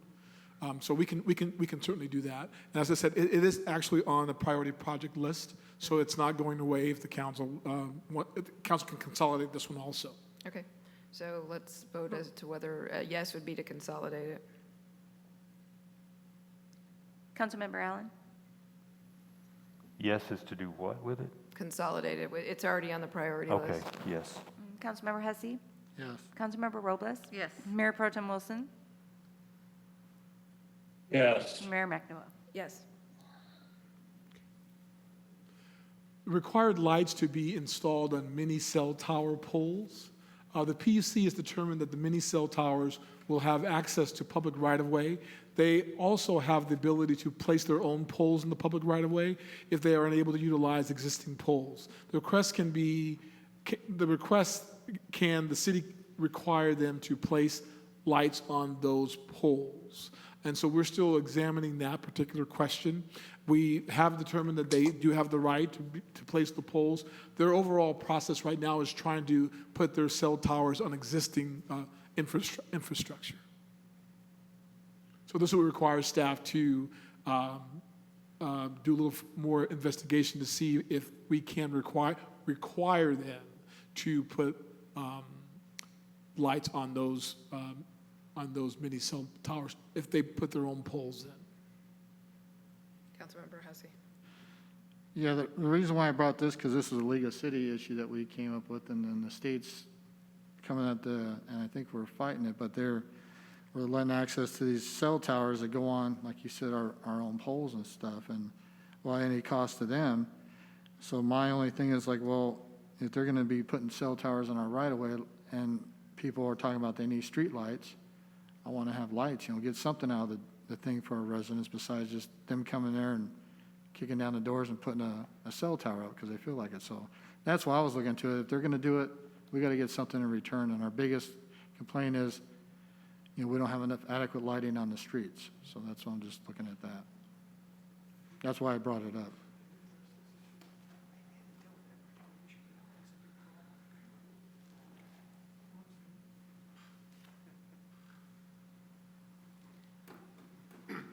I'll jump up.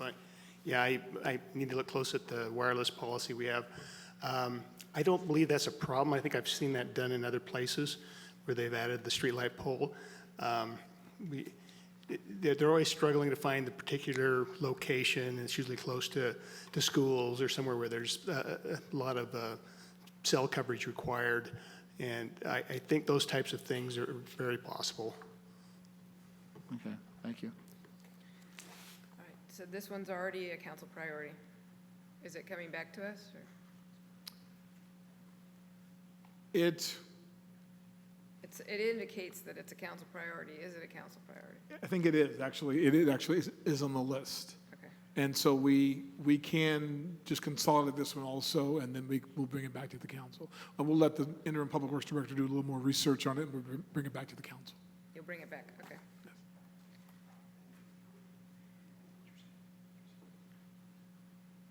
So we need to get the council to vote yes to. So yes would consolidate it, yes to come back? What's the yes? Yes is to consolidate, which means it's going to come back. Okay, please call the vote. Yes. Councilmember Hussey? Yes. Councilmember Robles? Yes. Mayor Pro Tem Wilson? Yes. Mayor McNamara? Yes. Okay, the city's rental inspection program. This is most apartment complexes have a conditional use permit. Staff will be bringing a review of the rental housing inspection program to talk about CUPs and the rental inspection program. The deliverables for this project is a standard process and should be accomplished by staff bringing the item to the city council for review or for compliance. And we have not reviewed the rental housing inspection program in a number of years, and so it would be good to bring the item back to the council as a standard staff action within the next 3 months. And because we need to bring that back to you, because there are some things that we need to address in terms of the CUPs and how the apartment complexes are keeping up with those CUPs. I think this is important, especially with the discussion that we had about law enforcement. If our rental housing stock is kept up very nicely, Yes. then I think there's that pride of community for those that are renting. I think that there's a direct, well, I'm not going to say there's a correlation because I haven't done the research, but I believe that if I'm a renter and I am living in a very nicely kept home or apartment, my outlook on the community is very different. So I would hope that we continue on and with the rental inspection program and make sure that we are following up on CUPs and that our apartment complexes especially, but our single-family homes are up to what they should be. So, Mayor, in this particular case, I'd like the council to vote yes, and then with a stipulation that we bring this back no later than 3 months. Right. High priority then. Yes. All right, Madam City Clerk? Councilmember Allen? So I have a question about it. Sure. Does the rental inspection program, does it identify institutional investors or non-owner occupied? Yes. So if you are a homeowner and you're renting your house, you should join the real inspection program. If you have multiple properties, you are considered a business. And then if you rent more than 2 homes, you consider it a business, and you have to get a business license for that. But the review, will we see that in the review that you bring back to us, the percentage or a number, how many houses or single-family homes are institutional investor-owned or non-owner occupied, or what is it called whenever they're out of state, you know? So we'll bring you all of the data that shows who is actually in the rental housing inspection program, and they'll be identified based on that category. Okay. That was one of the things in that study, Mayor, that it separated between those types of landlords. Yeah, that would be interesting. Excuse me. Okay, so your vote, Councilmember Allen? What's the yes for and what's the no for? That it's going to come back for us to review. Oh, yes. Councilmember Hussey? Yes. Councilmember Robles? Yes, and a comment. Because I'd like to see whether there's confirmation after the last housing in 2008 bubble burst, what if there was a significant change in who owned properties would be of interest to me. Okay, great. So, yes. Mayor Pro Tem Wilson? Yes. Mayor McNamara? Yes. Okay, the next item is greater speed reduction methods in the city. The city recently installed speed indicators on Barton and Mount Vernon. The council has also indicated that speed studies should be completed. In addition, the Sheriff's Department has stepped up enforcement of traffic control on Mount Vernon and Barton Road. Public Works should update existing speed study based on ticketing and accidents. Council often addresses speeding with sheriffs during approval of the contracts. The sheriff understands that this is a priority, so we can move this as an administrative action, or the council wants to continue this as a top priority. Mayor Pro Tem? I thought this was going to be combined in a circulation study. It actually is, sir, yes. Okay. So then we're looking to combine or consolidate with the circulation study? Yeah, The so only all of thing these. this question is funding or whatever?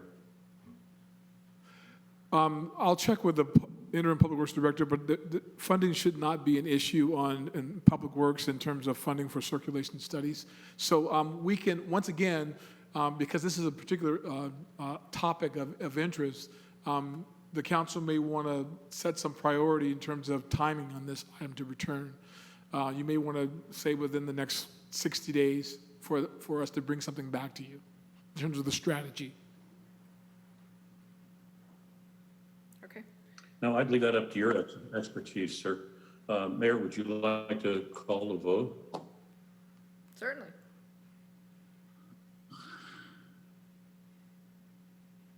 So what we're saying is we're going to consolidate it with the circulation study, and it will come back at staff's discretion when they believe that they're ready to bring that back? Is that,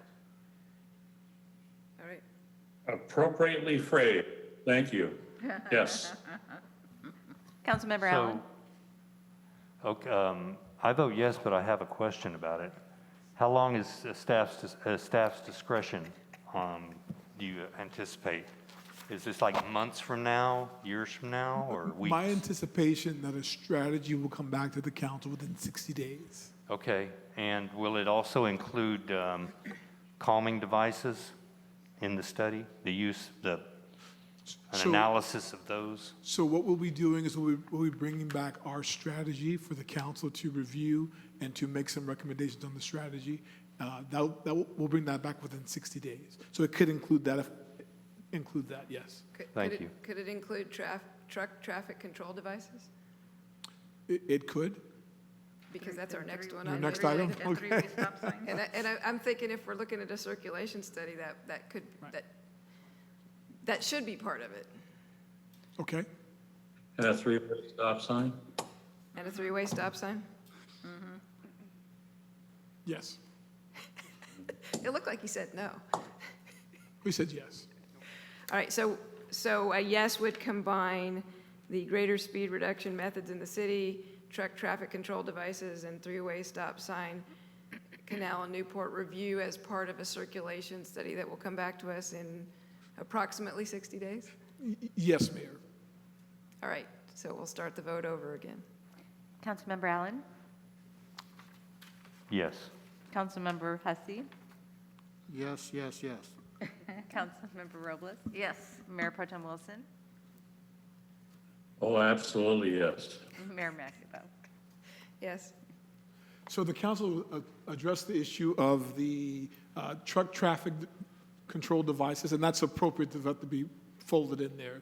The next item, the three-way stop sign at Canal and Newport, well, that's going to be folded in, but what that requires is the Public Works can review traffic data and do an engineering warrant to determine if the area warrants a three-way stop. So that'll run concurrently.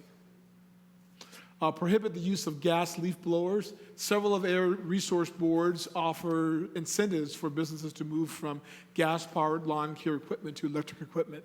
So that's something that we need some direction on, but there's funding available for gardeners and residents to acquire electric equipment to replace the gas-powered vehicles, items.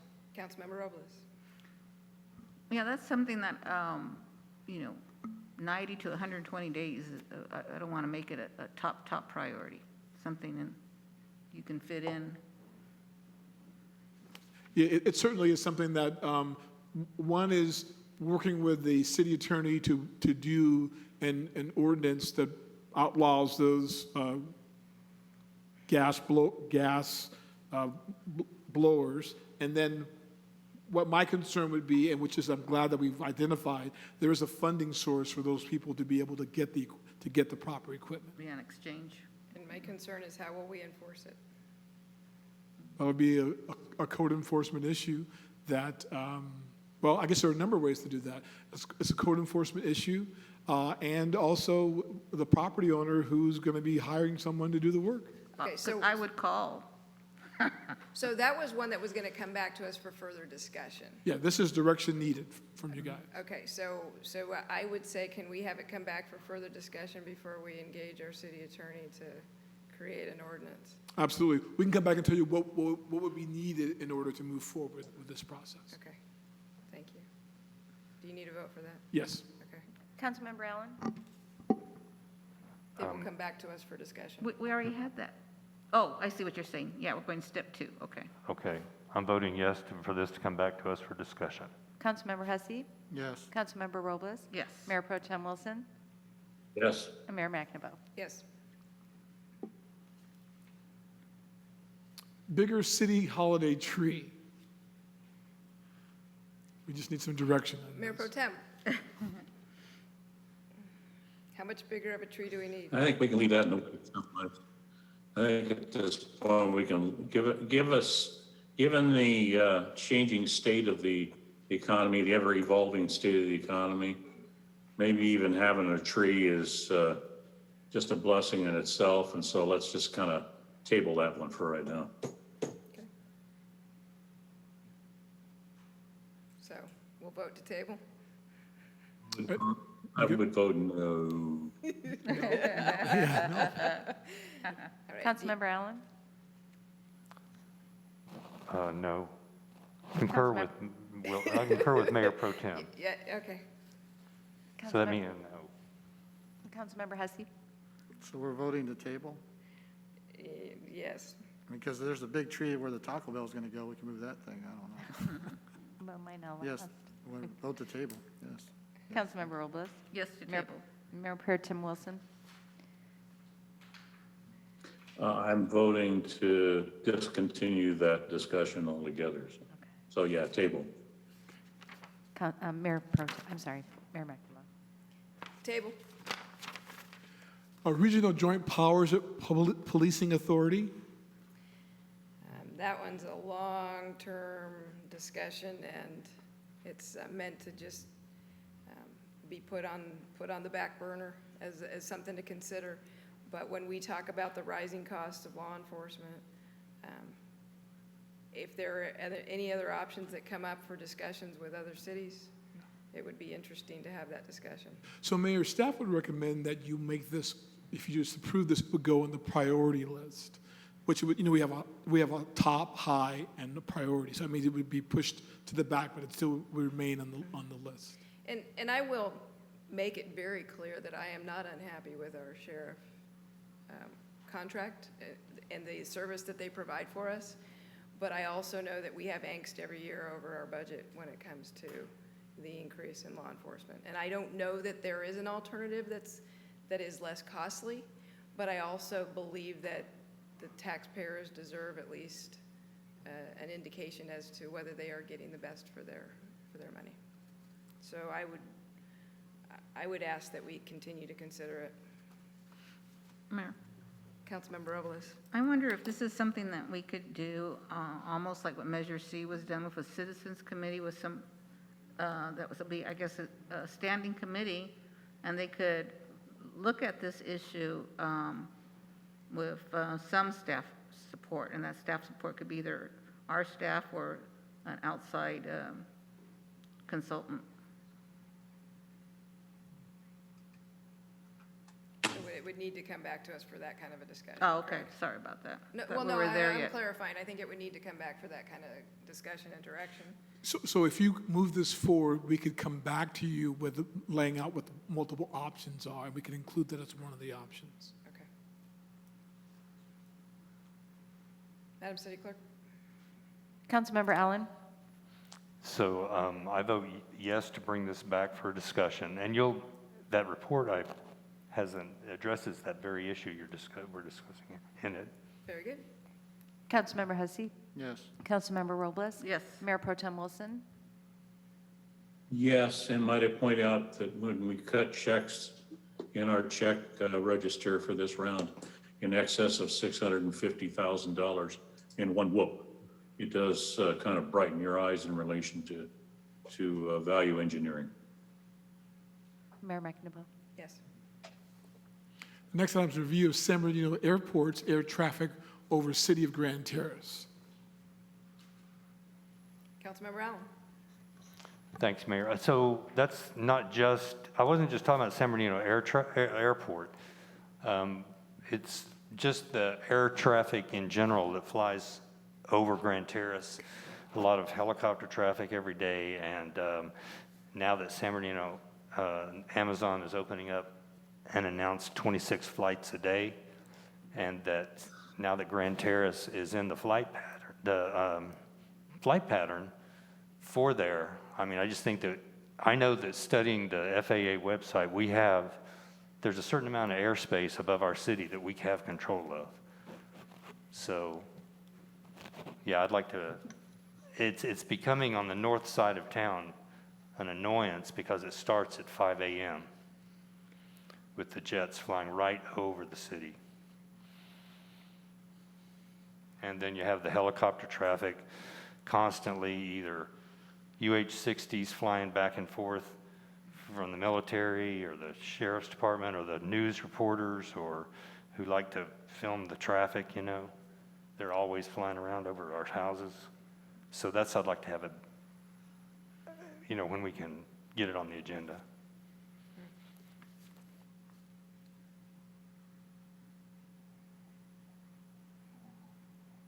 Madam City Clerk, going to call a vote for that?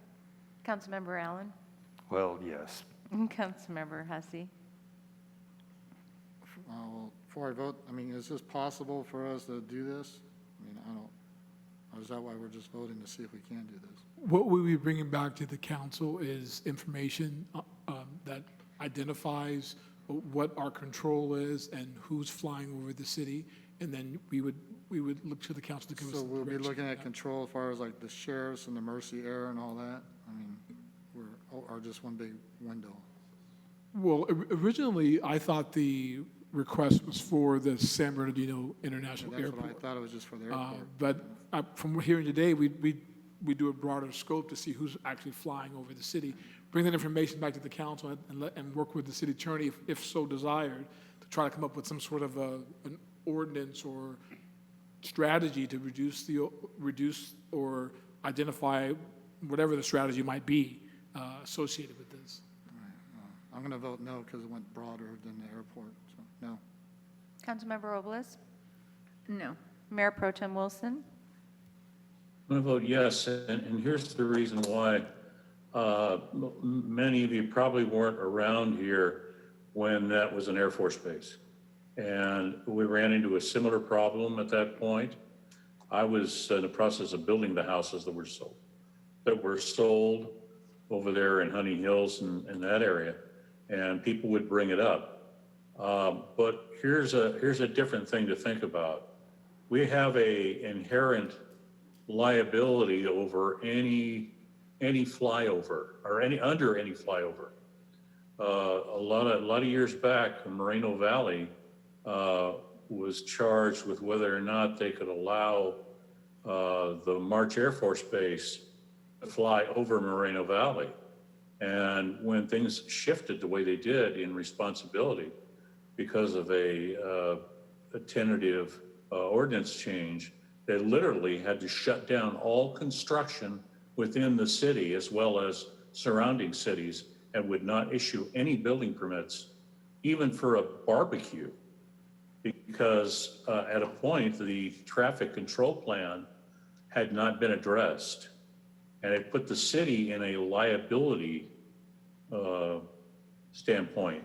And so they shut down all permits.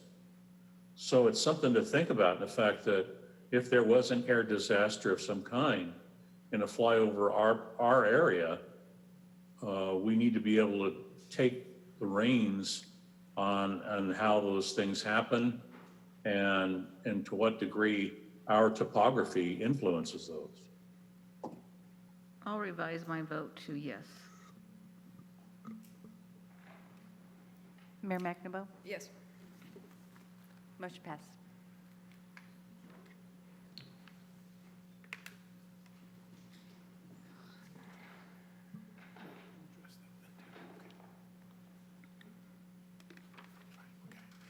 Cannabis-related activities and licensings in the city.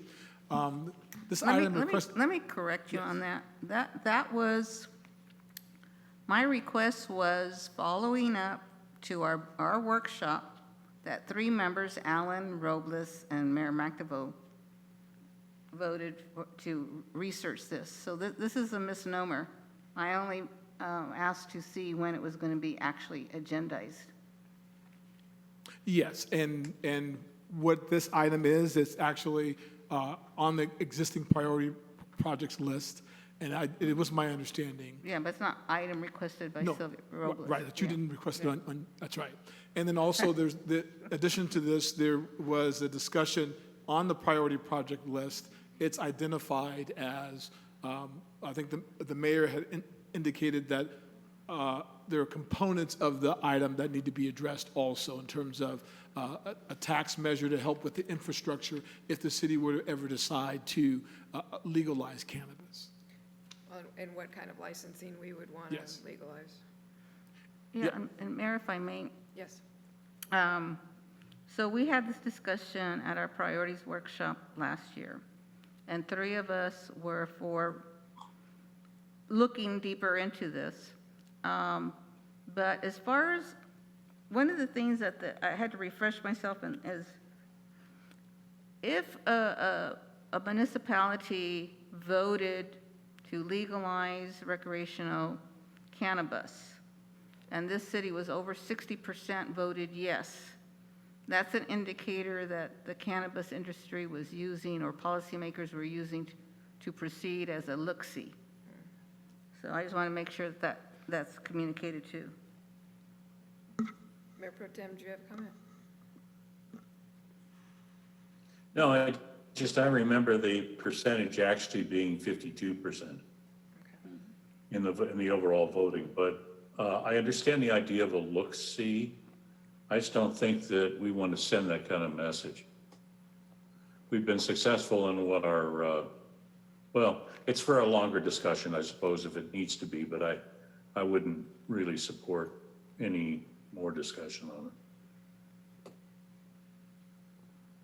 Well, the reason why this item is here tonight is because the actual item is actually on the priority project list that you recently approved on June 23rd, and it's sitting here also, so. And I've had inquiries from people asking if we're moving forward. In fact, as early as this week, they wondered if we were doing something this November. So I think since it is on our priority list, we owe it at least a discussion to say what makes sense, what licensing, if any, would make sense, what kind of tax measure would we need, and just a full discussion of that. Okay. And so that would be the vote that we'll have, whether it's coming back for that kind of discussion. Councilmember Allen? Yes. Councilmember Hussey? So we already voted on to have a discussion. We're just voting to see if we're going to come forward with the discussion. I mean, Yeah, to continue to have it come back. I voted no. I'm going to vote no again. Councilmember Robles? Yes, and again, we're elected, but we only create the forum. And the forum is, public comment's going to come. It's going to be a thorough discussion that everybody's going to participate in. Mayor Pro So that's a yes. I said yes in the beginning. Mayor Pro Tem Wilson? No. Mayor McNamara? Yes. Motion passes. Cost estimates for street lighting on existing power poles. So Southern California Edison charges about $200 to install a light on existing utility poles. The city would also need to pay for ongoing electricity if that were the case. The city is also examining the cost of solar street lights.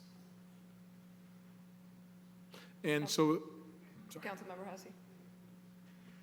Yeah, like I said, we talk about street lights instead of putting a whole new pole. I mean, we got a lot of existing poles here without street lights, and it can be done. I know we did it for one gentleman who had a house built on the other side of Grand Terrace, and so that it was cheaper to get that pole to make sure that he was up to his. yes, so Southern California Edison, at our direction, will install a street light on a power pole, and then we will be responsible for the ongoing cost associated with that. Our current practice is whenever there's a development that occurs, they are required to annex into the lighting and landscaping district. And so that means that every new development is responsible for the upkeep and the cost associated with those particular streetlights. Yeah, and that was the whole thing. I know Councilmember Allen mentioned it about the solar lights, and we changed to LED, which is a great idea. So that was my thing, can we look into it? Can we find a cheaper way to light up our streets? And we have poles there anyway. Can we figure this out and maybe come up with an idea or a plan of action for it? So that was my thing on that. And would it require having those neighborhoods enter into a lighting and landscaping district? Yes, we could bring that back as part of the discussion, but part of the strategy would be just that. We would identify the cost associated with putting power poles on the street.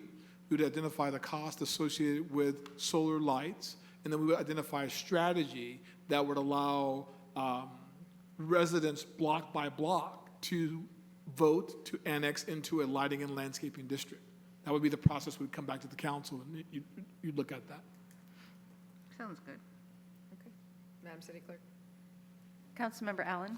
Yes. Councilmember Hussey? Yes. Councilmember Robles? Yes. Mayor Pro Tem Wilson? Yes. Mayor McNamara? Yes. Ordinances to prohibit e-cigarettes. Councilmember Hess? Well, before this COVID thing happened, that was a big item. Everybody was dying from e-cigarettes, and the kids were having, now since the COVID-19 hit, nobody's dying from anything else. So my concern was that, the kids are having e-cigarettes, and I don't know if we can enforce this. I mean, I don't even know what business, I think we have one smoke shop here. I wanted to look and, see if it's even gonna, I know that they were passing this for public health to, try to get these kids to stop because they had the candy, cane flavor, cotton candy, I don't know, all these flavors. But that was the big thing and the big issue that was on the table before this COVID-19 happened, is to help try to eliminate the kids from smoking. So that's why I was looking into that. I have a question.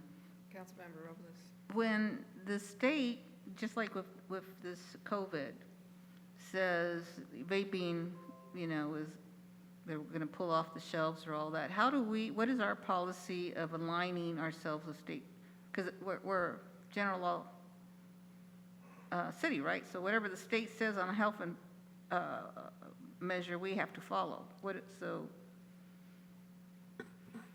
Well, in this specific area of these e-cigarettes, cities do have authority to regulate. In fact, one of our other cities, Cerritos, adopted a prohibition last year on the sale of e-cigarettes within the city of Cerritos. And they looked at the federal regulations and state regulations and felt that this area was an area we were not preempted. So if that's something the city wanted to do, we would adopt a zoning ordinance prohibiting that type of use within the city. Sale and use? Sale and, well, use is a different thing. It would just be the sale. Okay. Yes. Councilmember Allen? Is this an ordinance for the total prohibition in our city, or is there an age? Are we asking for an age restriction? Well, I think there's already an age restriction. So do I. So I'm just wondering, are we trying to totally prohibit it to all, even to adults? I believe that I was think the they intent. pull it off the shelves, yeah. My intent was, prior to all this happening, that was the big thing, was for the intent for not having a sale of e-cigarettes here in our city of Grand Terrace. Okay. But, To help prevent for health issues and stuff, to do our fair share. But, I know they're going to go to other cities and probably buy it, but I'm just trying to be proactive here, and that was just what I was emphasizing on at the time when that happened, so. but there's already a law restricting the sale of these products to minors, correct? That's correct. And so, yeah, well, how many shops do we have in town that sell this kind of products? Well, do we want to bring this back for more of a discussion? I think that'd be a good idea. That's what the whole idea Okay, was, so- for so discussion. So we're voting on whether it's coming back for further discussion. City Clerk? Councilmember Allen? Yes. Councilmember Hussey? Yes. Councilmember Robles? Yes, Mayor Pro Tem Wilson? No. Mayor McNamara? No. Okay, transit occupancy tax. This item is actually listed on our 2021 priority project action item. The city clerk can provide timeline needed to place an item on the ballot. Councilmember Allen? What is that timeline, Madam City Clerk? It's actually E minus 88 is days, so it would be 88 days before your election that you would have to have the measure placed on the ballot. We have missed that for the year 2020 general municipal election. The process really needs to begin about 170 days before an election, because there's a lot of steps with regards to measure, creating the measure itself, rebuttals, arguments and, there's, in favor, Okay, against, so, that type of thing. so- So you're looking at 2021, if you wanted to place a measure on it, it would be held as a special election. Otherwise, you would need to wait till 2022 for the general municipal election in November. have we missed the 2020 election? We did. The ordinance would have had to have been drafted back in May. And all the additional steps would have need to have proceeded from there, and it needed to be submitted on Friday, August 7th. Okay, so we're voting, do we want this to come back for discussion about maybe targeting a 2021, 2022? It would be either the special election next year. So that's what we'd vote on, whether to come back to discuss a timeline and what we would want to target and the cost associated with each. And Yes, but Mayor, so this item is actually on your priority project list. Okay. So if you're going to vote yes on this particular item, if you want to give it some extra priority to tell council you're looking to try to do something, I mean, if this is time sensitive, then yeah, it was on our priorities and it was time sensitive and it didn't come back to us, correct? Apparently it's not. Well, it wasn't time well, sensitive, it wasn't time sensitive. No. Well, it because we was don't when it have, was, say, we don't offered. have, we don't have a hotel. Well, I think it was time sensitive in respect to the election if we It was- wanted it for 2020. When I requested it, it was time sensitive, and it could have been met, I think. Okay, so we've missed that. Do we want it to come back and have a discussion about future elections? Well, we need to have a discussion because there's more than just putting a damn thing on the ballot. There's Yeah. like analysis for one thing. Because City of Colton voted no and spent a lot of money on something like this that they don't even pay for. Somebody who comes and stays in their hotel. So there's a lot more than just saying, oh, I want something on the ballot. Oh, yeah, I know. City of Riverside took a couple of times before they could raise theirs because people thought Yeah. it was a bed tax, that Yeah. people were taxing their beds. So, so this is on our priority. Do we want to consolidate it and have it come back sometime in the near future? Sure. Yes, Okay, so City Clerk? Councilmember Allen? yes. Councilmember Hussey? Yes. Councilmember Robles? Yes. Mayor Pro Tem Wilson? Yes. Mayor McNabo? Yes.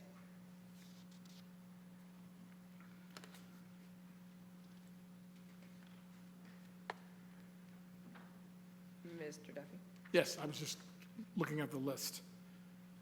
Okay, this maintain local control of energy solutions. I have no idea what that is. Right, I think it might be the same It was item as 11 the, o'clock. as the previous one. Okay. I think we should come back and have a discussion about it. Revised municipal code to authorize council appoint planning commission chair. Mayor Pro Tem?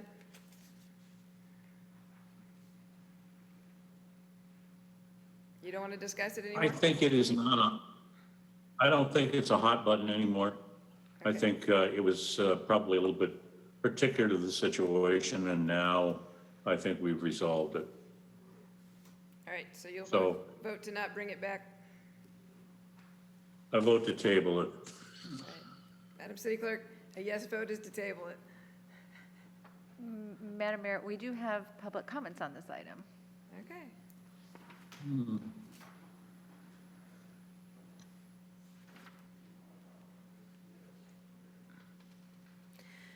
Jeffrey McConnell. Where's he going?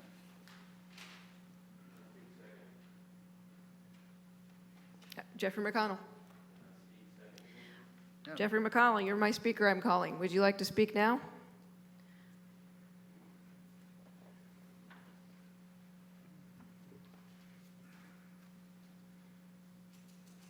I would like to speak after the second speaker. Okay, I'm calling on you right now, please. That's my Please request give me your comment. to the council. Am I being turned down? Is there a reason why you will not speak at this point? I can't- have yours first here. It came in first. I'm calling you first. I thank you very much, but he has information that I don't. Well, it can be, from my understanding, when we read a procedures, you could yield your time Okay. or. So you're yielding your time at this point? to speak second. I don't understand what that means. All right, I'm thank you, just Mr. gonna speak. McConnell. I'm just going to speak because you're trying to get rid of me. Okay, so this apparently, as Mr. Mayor Pro Tem mentioned, that it was resolved apparently from the December fiasco that happened, and I thought it was resolved and taken off of this prioritization list after the public relations nightmare that, where I think somebody said that the public lost trust as a result of this fiasco. So I'm suggesting that it be removed completely from prioritization list. Mr. Wilson said he didn't want to have politicized, but by the politicians sitting before me discussing this, it's politicizing it. It's political maneuvering, political manipulation of the Planning Commission. I don't know of any other place, other city that does this. I think it was brought up at some point, whether it was staff or someone else. So I don't even know why it's on this list anymore, and I would highly appreciate it if you remove it from the list, or to avoid another public relations fiasco. Thank you. Thank you, Mr. McConnell. Mr. Ed Giroux.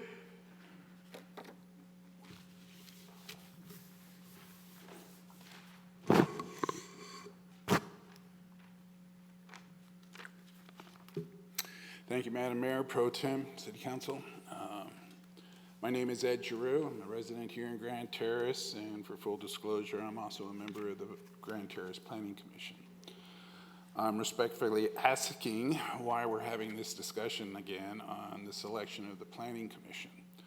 I do realize that this is a request for future agenda items, but I would also like to see it removed from the agenda as well because of the previous discussions. I thought this issue was, with the City Council selecting the chair, was already put to rest in those previous council meetings. And here for the second time in less than a year, the Planning Commission is being subjected to changes outside the normal protocol of the basic fundamental procedures of how the Planning Commission is appoints the commissioners and the governor themselves. The last time this topic was brought before the City Council, I shared my research and the contact results which showed that the surrounding cities, Redlands, Loma Linda, Colton, and Riverside, advised me that their chair is selected by the sitting planning commissioner. After that City Council meeting, there was the Planning Commission, as well as members of staff here, attended the League of Cities in Sacramento, the training up there. This same question was brought forward to two separate panels of experts at that training. Both panels recommended was that the City Council members should not decide or select the chair of a planning commission. They went on to say it should be decided amongst the seated planning commissioners. In addition, this planning commission has requested from staff to provide manuals or any information on what the duties are for the planning commissioners in this city. We have no manual or no publications to describe our duties. A staff member has advised me that she did notice a hard copy at one time, but it was not in the computer system, and that she was going to make an attempt to find it. But to this date, we haven't been provided anything. But also with that said, I do want to say staff has been great. Director Weiss and his assistant, Ms. Aguilar, have been providing training to meet specific elements of our duties, but we have not had information on what our actual duties are. I only have one more paragraph, if I may. Except with an addition to the training from the League of Cities, we have been provided that training as well as the training here, as well as from the assistant city attorney, Mr. Q. We have two new commissioners, and this information would be very helpful to us all. We have just selected a new chair and a vice chair, and we may have had 3 meetings as to the new chair of this commission. Unfortunately, I do realize since the middle of May until through July, there was some failures to meet the quorum, as well as there was a medical emergency, but I'm here to let you know that commissioner's fine and well and is back. I have confidence in each and every one of these commissioners. We are taking great strides to improve our meetings and our communication with each other to be better serve this council and the community with a tradition of integrity. As this commission supports this council, we are asking that the council to respect the commission's process of self-selection of the chair. Thank you for the opportunity to speak on this subject. Thank you, Mr. Drew. And I'm happy to see you standing here before us. I'm glad that you're doing that. That was a tough 2 months. Thank you. All right. And that was our last request to speak on that item, so we'll bring it back to council. And I believe Mayor Pro Tem was suggesting that this be removed from our council priority and not come back for further discussion. So, Madam City Clerk, will you call that roll? Councilmember Allen? I support Mayor Pro Tem. Is that a yes, or do I say yes or no? I support his desire to table the issue. Councilmember Hussey? Yes, get rid of it. Councilmember Robles? Mayor Pro Tem Wilson? Yes. And Mayor McNamara. Yes to withdraw. Thank you. Next item is the Planning Commission alternative appointments. This was a suggestion because we have had a number of Planning Commission appointees, or candidates come forward, but also I know that we had a history of Planning Commission meetings being canceled because of lack of quorum, and I wanted to have a discussion about how maybe it could work that we would appoint a couple of alternates and have them come up to speed as planning commissioners, join in the discussion, just not have the vote unless it was a time for them to work as an alternate so that we could have a quorum. And that was really the basis of the discussion that I wanted to have. And I'd still like to have the discussion. Councilmember Allen? Yes. Councilmember Hussey? Yes. Councilmember Robles? Yes. Mayor Pro Tem Wilson? Yes. And Mayor McNamara. Yes. Direct staff to prepare a schedule for Planning Commission to update the general plan. And this particular action, we can certainly have the Community Development Director present that information to the council within the next 30 to 40 days. Mayor Pro Tem. Am I wrong? Is it not statutory, according to state guidelines, that we're supposed to be doing this stuff either every 5 years or every 10 years? General plan, revamp, and checking all the elements. It's just that by the time we get done, it's time to do it again. So like it's a roundy round, unfortunately. Yes, council member, it's traditional to do it every 10 years. There's no hard and fast rule, but responsible cities do it. Now, I need to remind you that we are going to be, we're embarking on a housing element update, a hazard mitigation plan update, and also an environmental justice update as part of this. You just recently adopted vehicle miles traveled, so parts of the circulation element will have to be updated. But keep in mind, for Grand Terrace, which is a fairly small city by comparison to other cities in the area, the updates will be more of purely an update to some of the elements. So it's not going to be like a comprehensive where we're starting from the beginning. We're going to embark on what are the salient points and present that to the commission and then come up with a realistic schedule. And it sounds like then to me that circulation element and possibly the underground utility, possibly the storm drain stuff could all come under those kinds of checkerboard updatings rather than a full general plan element revamp. Excuse me, yes, and even on the question regarding noise and aircraft safety, we have a safety element. For example, the whole issue of aircraft is tied to the Airport Land Use Commission from the County of San Bernardino. So there should be noise contours in there and also what are called aircraft compatibility areas. So quite possibly they could be violating those as we speak. So I don't honestly know that. So it's something where we really would appreciate your input on that too. So the item that we have before the council tonight is to direct staff to prepare a schedule for Planning Commission to update general plan. And that would be what our timeline is, Steve, based on those particular components. And we can provide that to the Planning Commission and through the council also within the next 40 days. We can do that. And just as a reminder, the housing element is our priority now, and that needs to be done by October of 2021. I have a comment. Can I ask? Councilmember Robles? Can I ask? Go ahead, and then I'll go. Mayor Pro Tem and then Councilmember Robles. Okay. Can I ask a question? Is it correct in assuming that there may be some updates in relation to the elements, and that in our case, redevelopment, it might be a consideration or even a kind of a sidebar to our general plan? Yes, we can certainly entertain any suggestions and evaluate them. Thank you.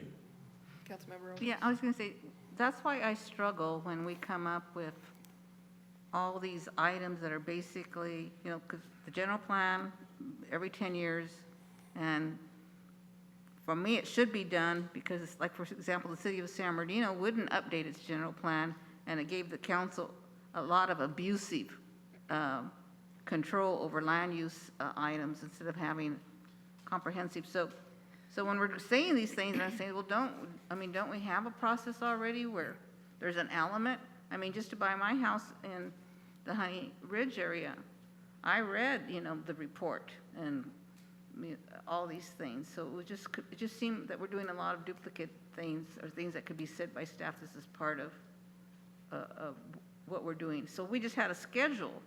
Right. I think that might mitigate, you know, for us something that we would have. And it's fully our intention to streamline the process. And of course, the general plan and zoning have to be consistent too. Is Mayor and Council, you know, and this is the thing about this particular item. This particular item isn't requiring staff to do anything that they would normally do. And so we should be able to provide you with this schedule because it's part of our normal process. And so that's why we'll return within 40 days with that schedule. Okay, so do you need a vote on that? Yes. Councilmember Allen? I vote yes. Councilmember Hussey? Yes. Councilmember Robles? Mayor Pro Tem Wilson? Yes. Mayor McNamara? Yes. Evaluate zoning near school sites to ensure compatibility. Councilmember Allen? Thanks, Mayor. I requested this because of some concerns that I had with possible developments around our high school. And so I just wanted to make sure that whatever might get developed around any of our schools is not unhealthy for that immediate area and not not unsafe. And in other words, could we do better? So it's yeah, just the reason I did that or asked for that. And I know that we still have areas around our schools that are open for development, and so I think this is worthy of a discussion. Thank you. Is it appropriate that the discussion starts at the council level?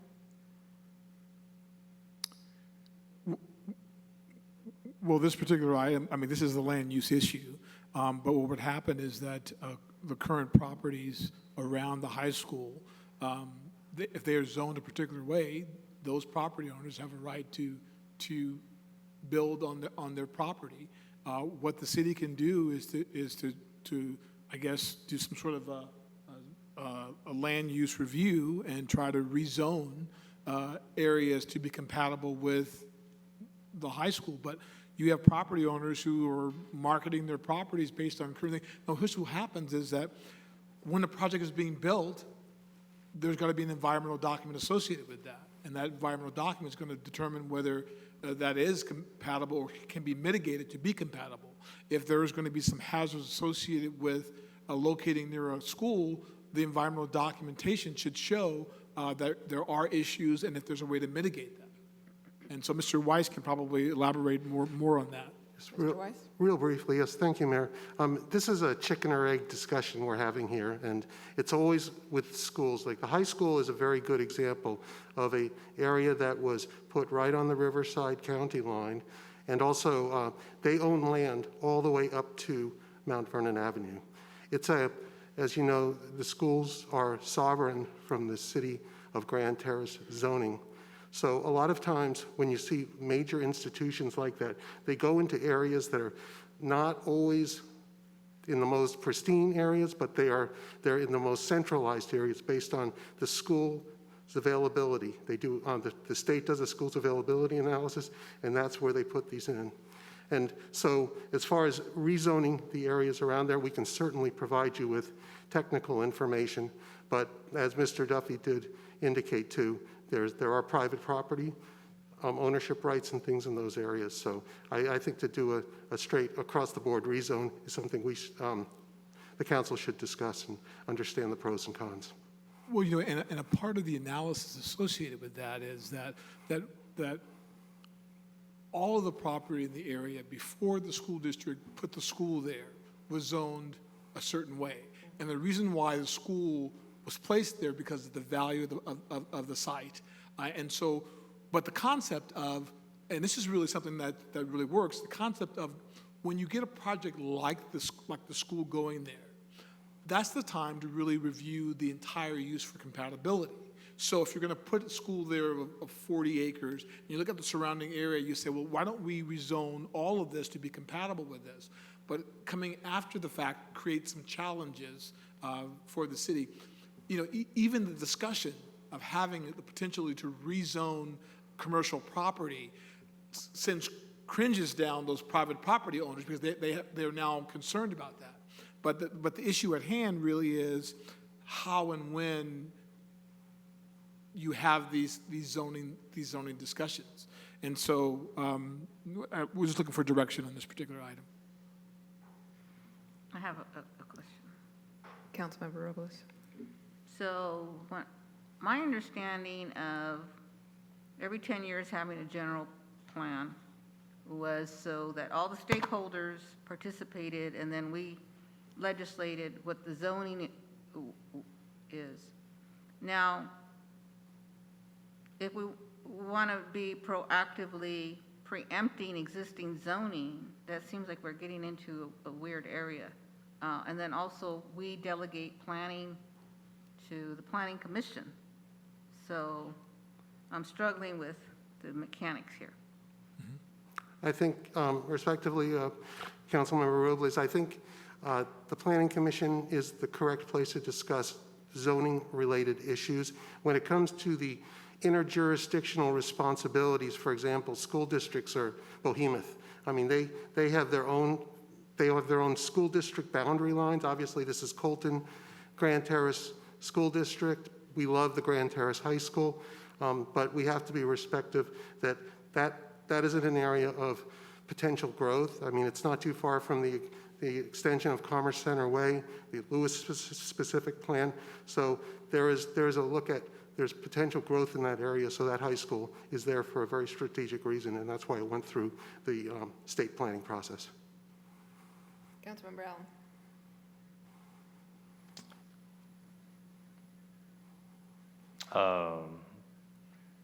Well, I'm concerned about the property across the road, you know, that's up for development, you know, that's zoned industrial and logistics center and all that. I just don't see that. But that's why I put it up. That's why I wanted to have a discussion about it.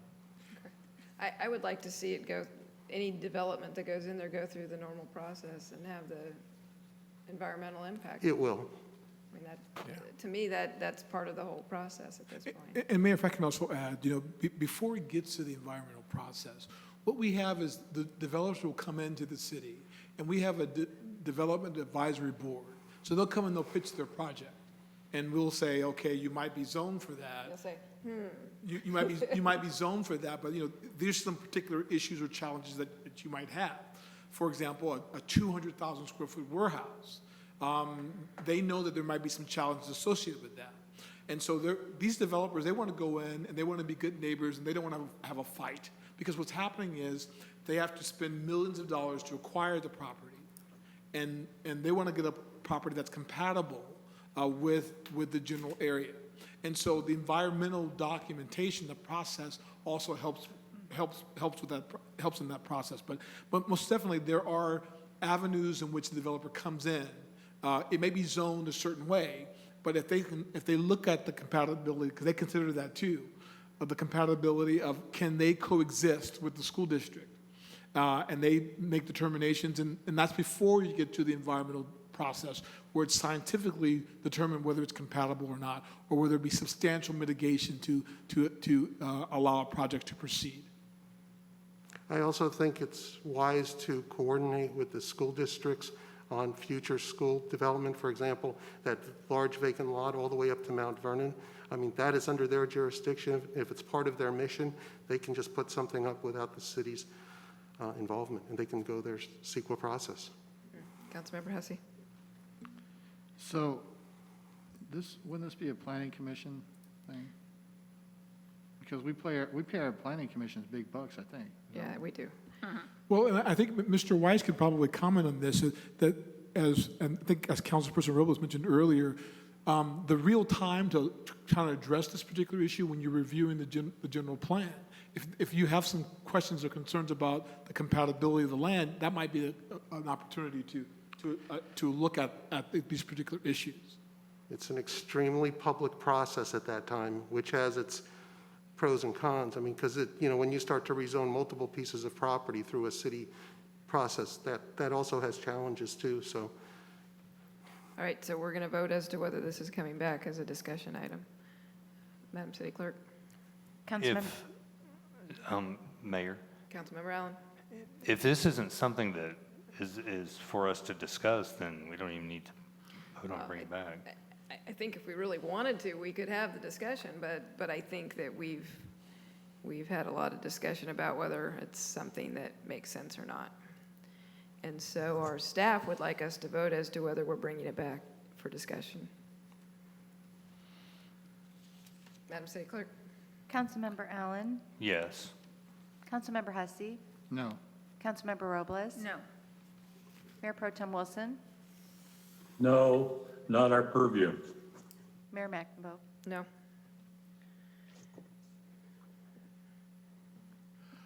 Model resolution supporting balanced energy solutions. Okay. I think you're just making these up and putting my name next to them. Okay. And so with that completes our list. And so we will provide the council with an updated list of items that are supposed to come back to the council.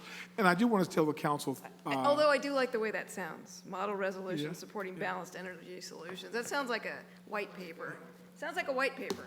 Sorry, go ahead. And so I did want to just tell the council that I think what you've done tonight is you fulfilled the process in terms of how to get an item on the agenda for discussion to determine whether it merits further discussion. So I think no time was wasted tonight. Every item you looked at was very important to give us some direction on how to move forward, and we appreciate that. All right, so that answers item number 9, correct? All right, so our next will be our city council communications because we moved them down to the bottom of the agenda. So Councilmember Jeff Allen. I don't have anything, Mayor. Okay. Madam Mayor, pardon me, I'm sorry. We had a. Unless this is the time you want me to request for talk future about agenda. Mr. McNamara. I did jump over the future. Well, because we just talked about future agenda items. All right, so Councilmember Allen, you've identified that you want to discuss City of Grand Terrace as a Wi-Fi hotspot, and we will remind those that if a council member is interested in an item that will require more than 1 hour of staff time to complete the item will be agendized to ask if council should spend more time preparing that report and pursuing requirements of Brown Act. No other items may be considered other than those on the list below. So, Councilmember Allen, Grand Terrace Wi-Fi hotspot. I thought I already did explain it, but anyway, I think that right now, with the situation we have with our we have a lot of kids who are out of school, and not everyone has internet access in their homes, and kids need internet access to be able to go to school online. And also, it can provide an opportunity for disadvantaged folks who do not have, who cannot afford to have internet in their homes. They would be able to access public services and find out public services on their own much more easily. And I would just like to find out, you know, what the cost to this might be involved in. Other communities and municipalities in our area have done this before, and I would just like to find out what it would take for us to be able to offer this opportunity. I'll second that. You know, I'd like to find out too if we could work with the county library, see if they have it and stuff. So, but I'd like to discuss it, see where we could go. A second. Okay. I will say that I believe that the school district is responsible for making sure their students have access to the internet for their classes. But we have a motion and a second, so please call the vote. Councilmember Allen? Yes. Councilmember Hussey? Yes. Councilmember Robles? Mayor Pro Tem Wilson? No. Mayor McNabo? No. Motion passes. Okay, now my favorite part. Council communications. Do you still have nothing to say, Jeff Allen? This when you wanted me to talk about? Yeah, I think that would be nice if you said a few words about James Monroe. Oh, okay. So we're closing tonight in honor of James Monroe. Is that how is it in honor or in memory? In memory. In memory. And he was a neighbor of mine that I met, one of the first people I met when I first moved here, because he's a retired Army vet, a disabled Army vet, and I had just retired from the Army. And he was very involved with or was trying to be involved with the city. He was one of the early EOC members, and he was signed up for the CERT program. He was very involved with the Boy Scouts for years and years and years as a scout leader, and troop leader, and he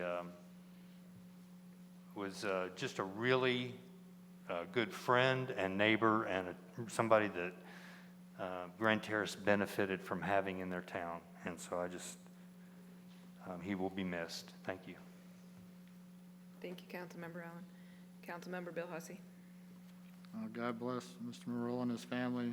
Hearts and prayers for him. Also, just thinking to go back to the COVID-19, I just want to thank everybody again for their prayers. You know, my son, he's recovered. My granddaughters didn't get it. My daughter-in-law didn't get it. My wife, she's recovered, and I didn't get it. So it's a weird disease how some person can get it and some people can't. But one thing you did, you know, don't be afraid of people who did have it. We're finding that out. You know, people don't want to stand by a lot of people. But prayers and the concerns, because I'm in the community, people are, you know, saying they're praying for us. So I really appreciate the prayers for my family. Thank you, Mayor. Thank you. Mayor Pro Tem Doug Wilson. I have nothing, thank you. Okay. And I have no report either. Madam Mayor, we do not have actually we do have a quorum. Mayor Pro Tem is still on the line. Mayor Pro Tem is still on. We have a quorum. I do not know if Councilmember Robles has a report, but we could go to City Manager and then come back to Councilmember if she has something to say. Yes, Mayor. Yes, Mayor. I do not have anything for tonight. All right. How about that? Well, I will give her another minute. Councilmember Robles, did you have any comments for tonight? No comments. All right, so we are moving into closed session. We have no closed session. So we will adjourn tonight in memory of James Monroe. Please keep his family in your thoughts and prayers. He was a valuable member of our community that we've lost. And so with that, we will adjourn to the next regular city council meeting, which will be held on Tuesday, August 25th, 2020 at 6 p.m. Any request to have an item placed on a future agenda must be made in writing and submitted to City Clerk's office. and the request will be processed in accordance with council procedures. We are adjourned.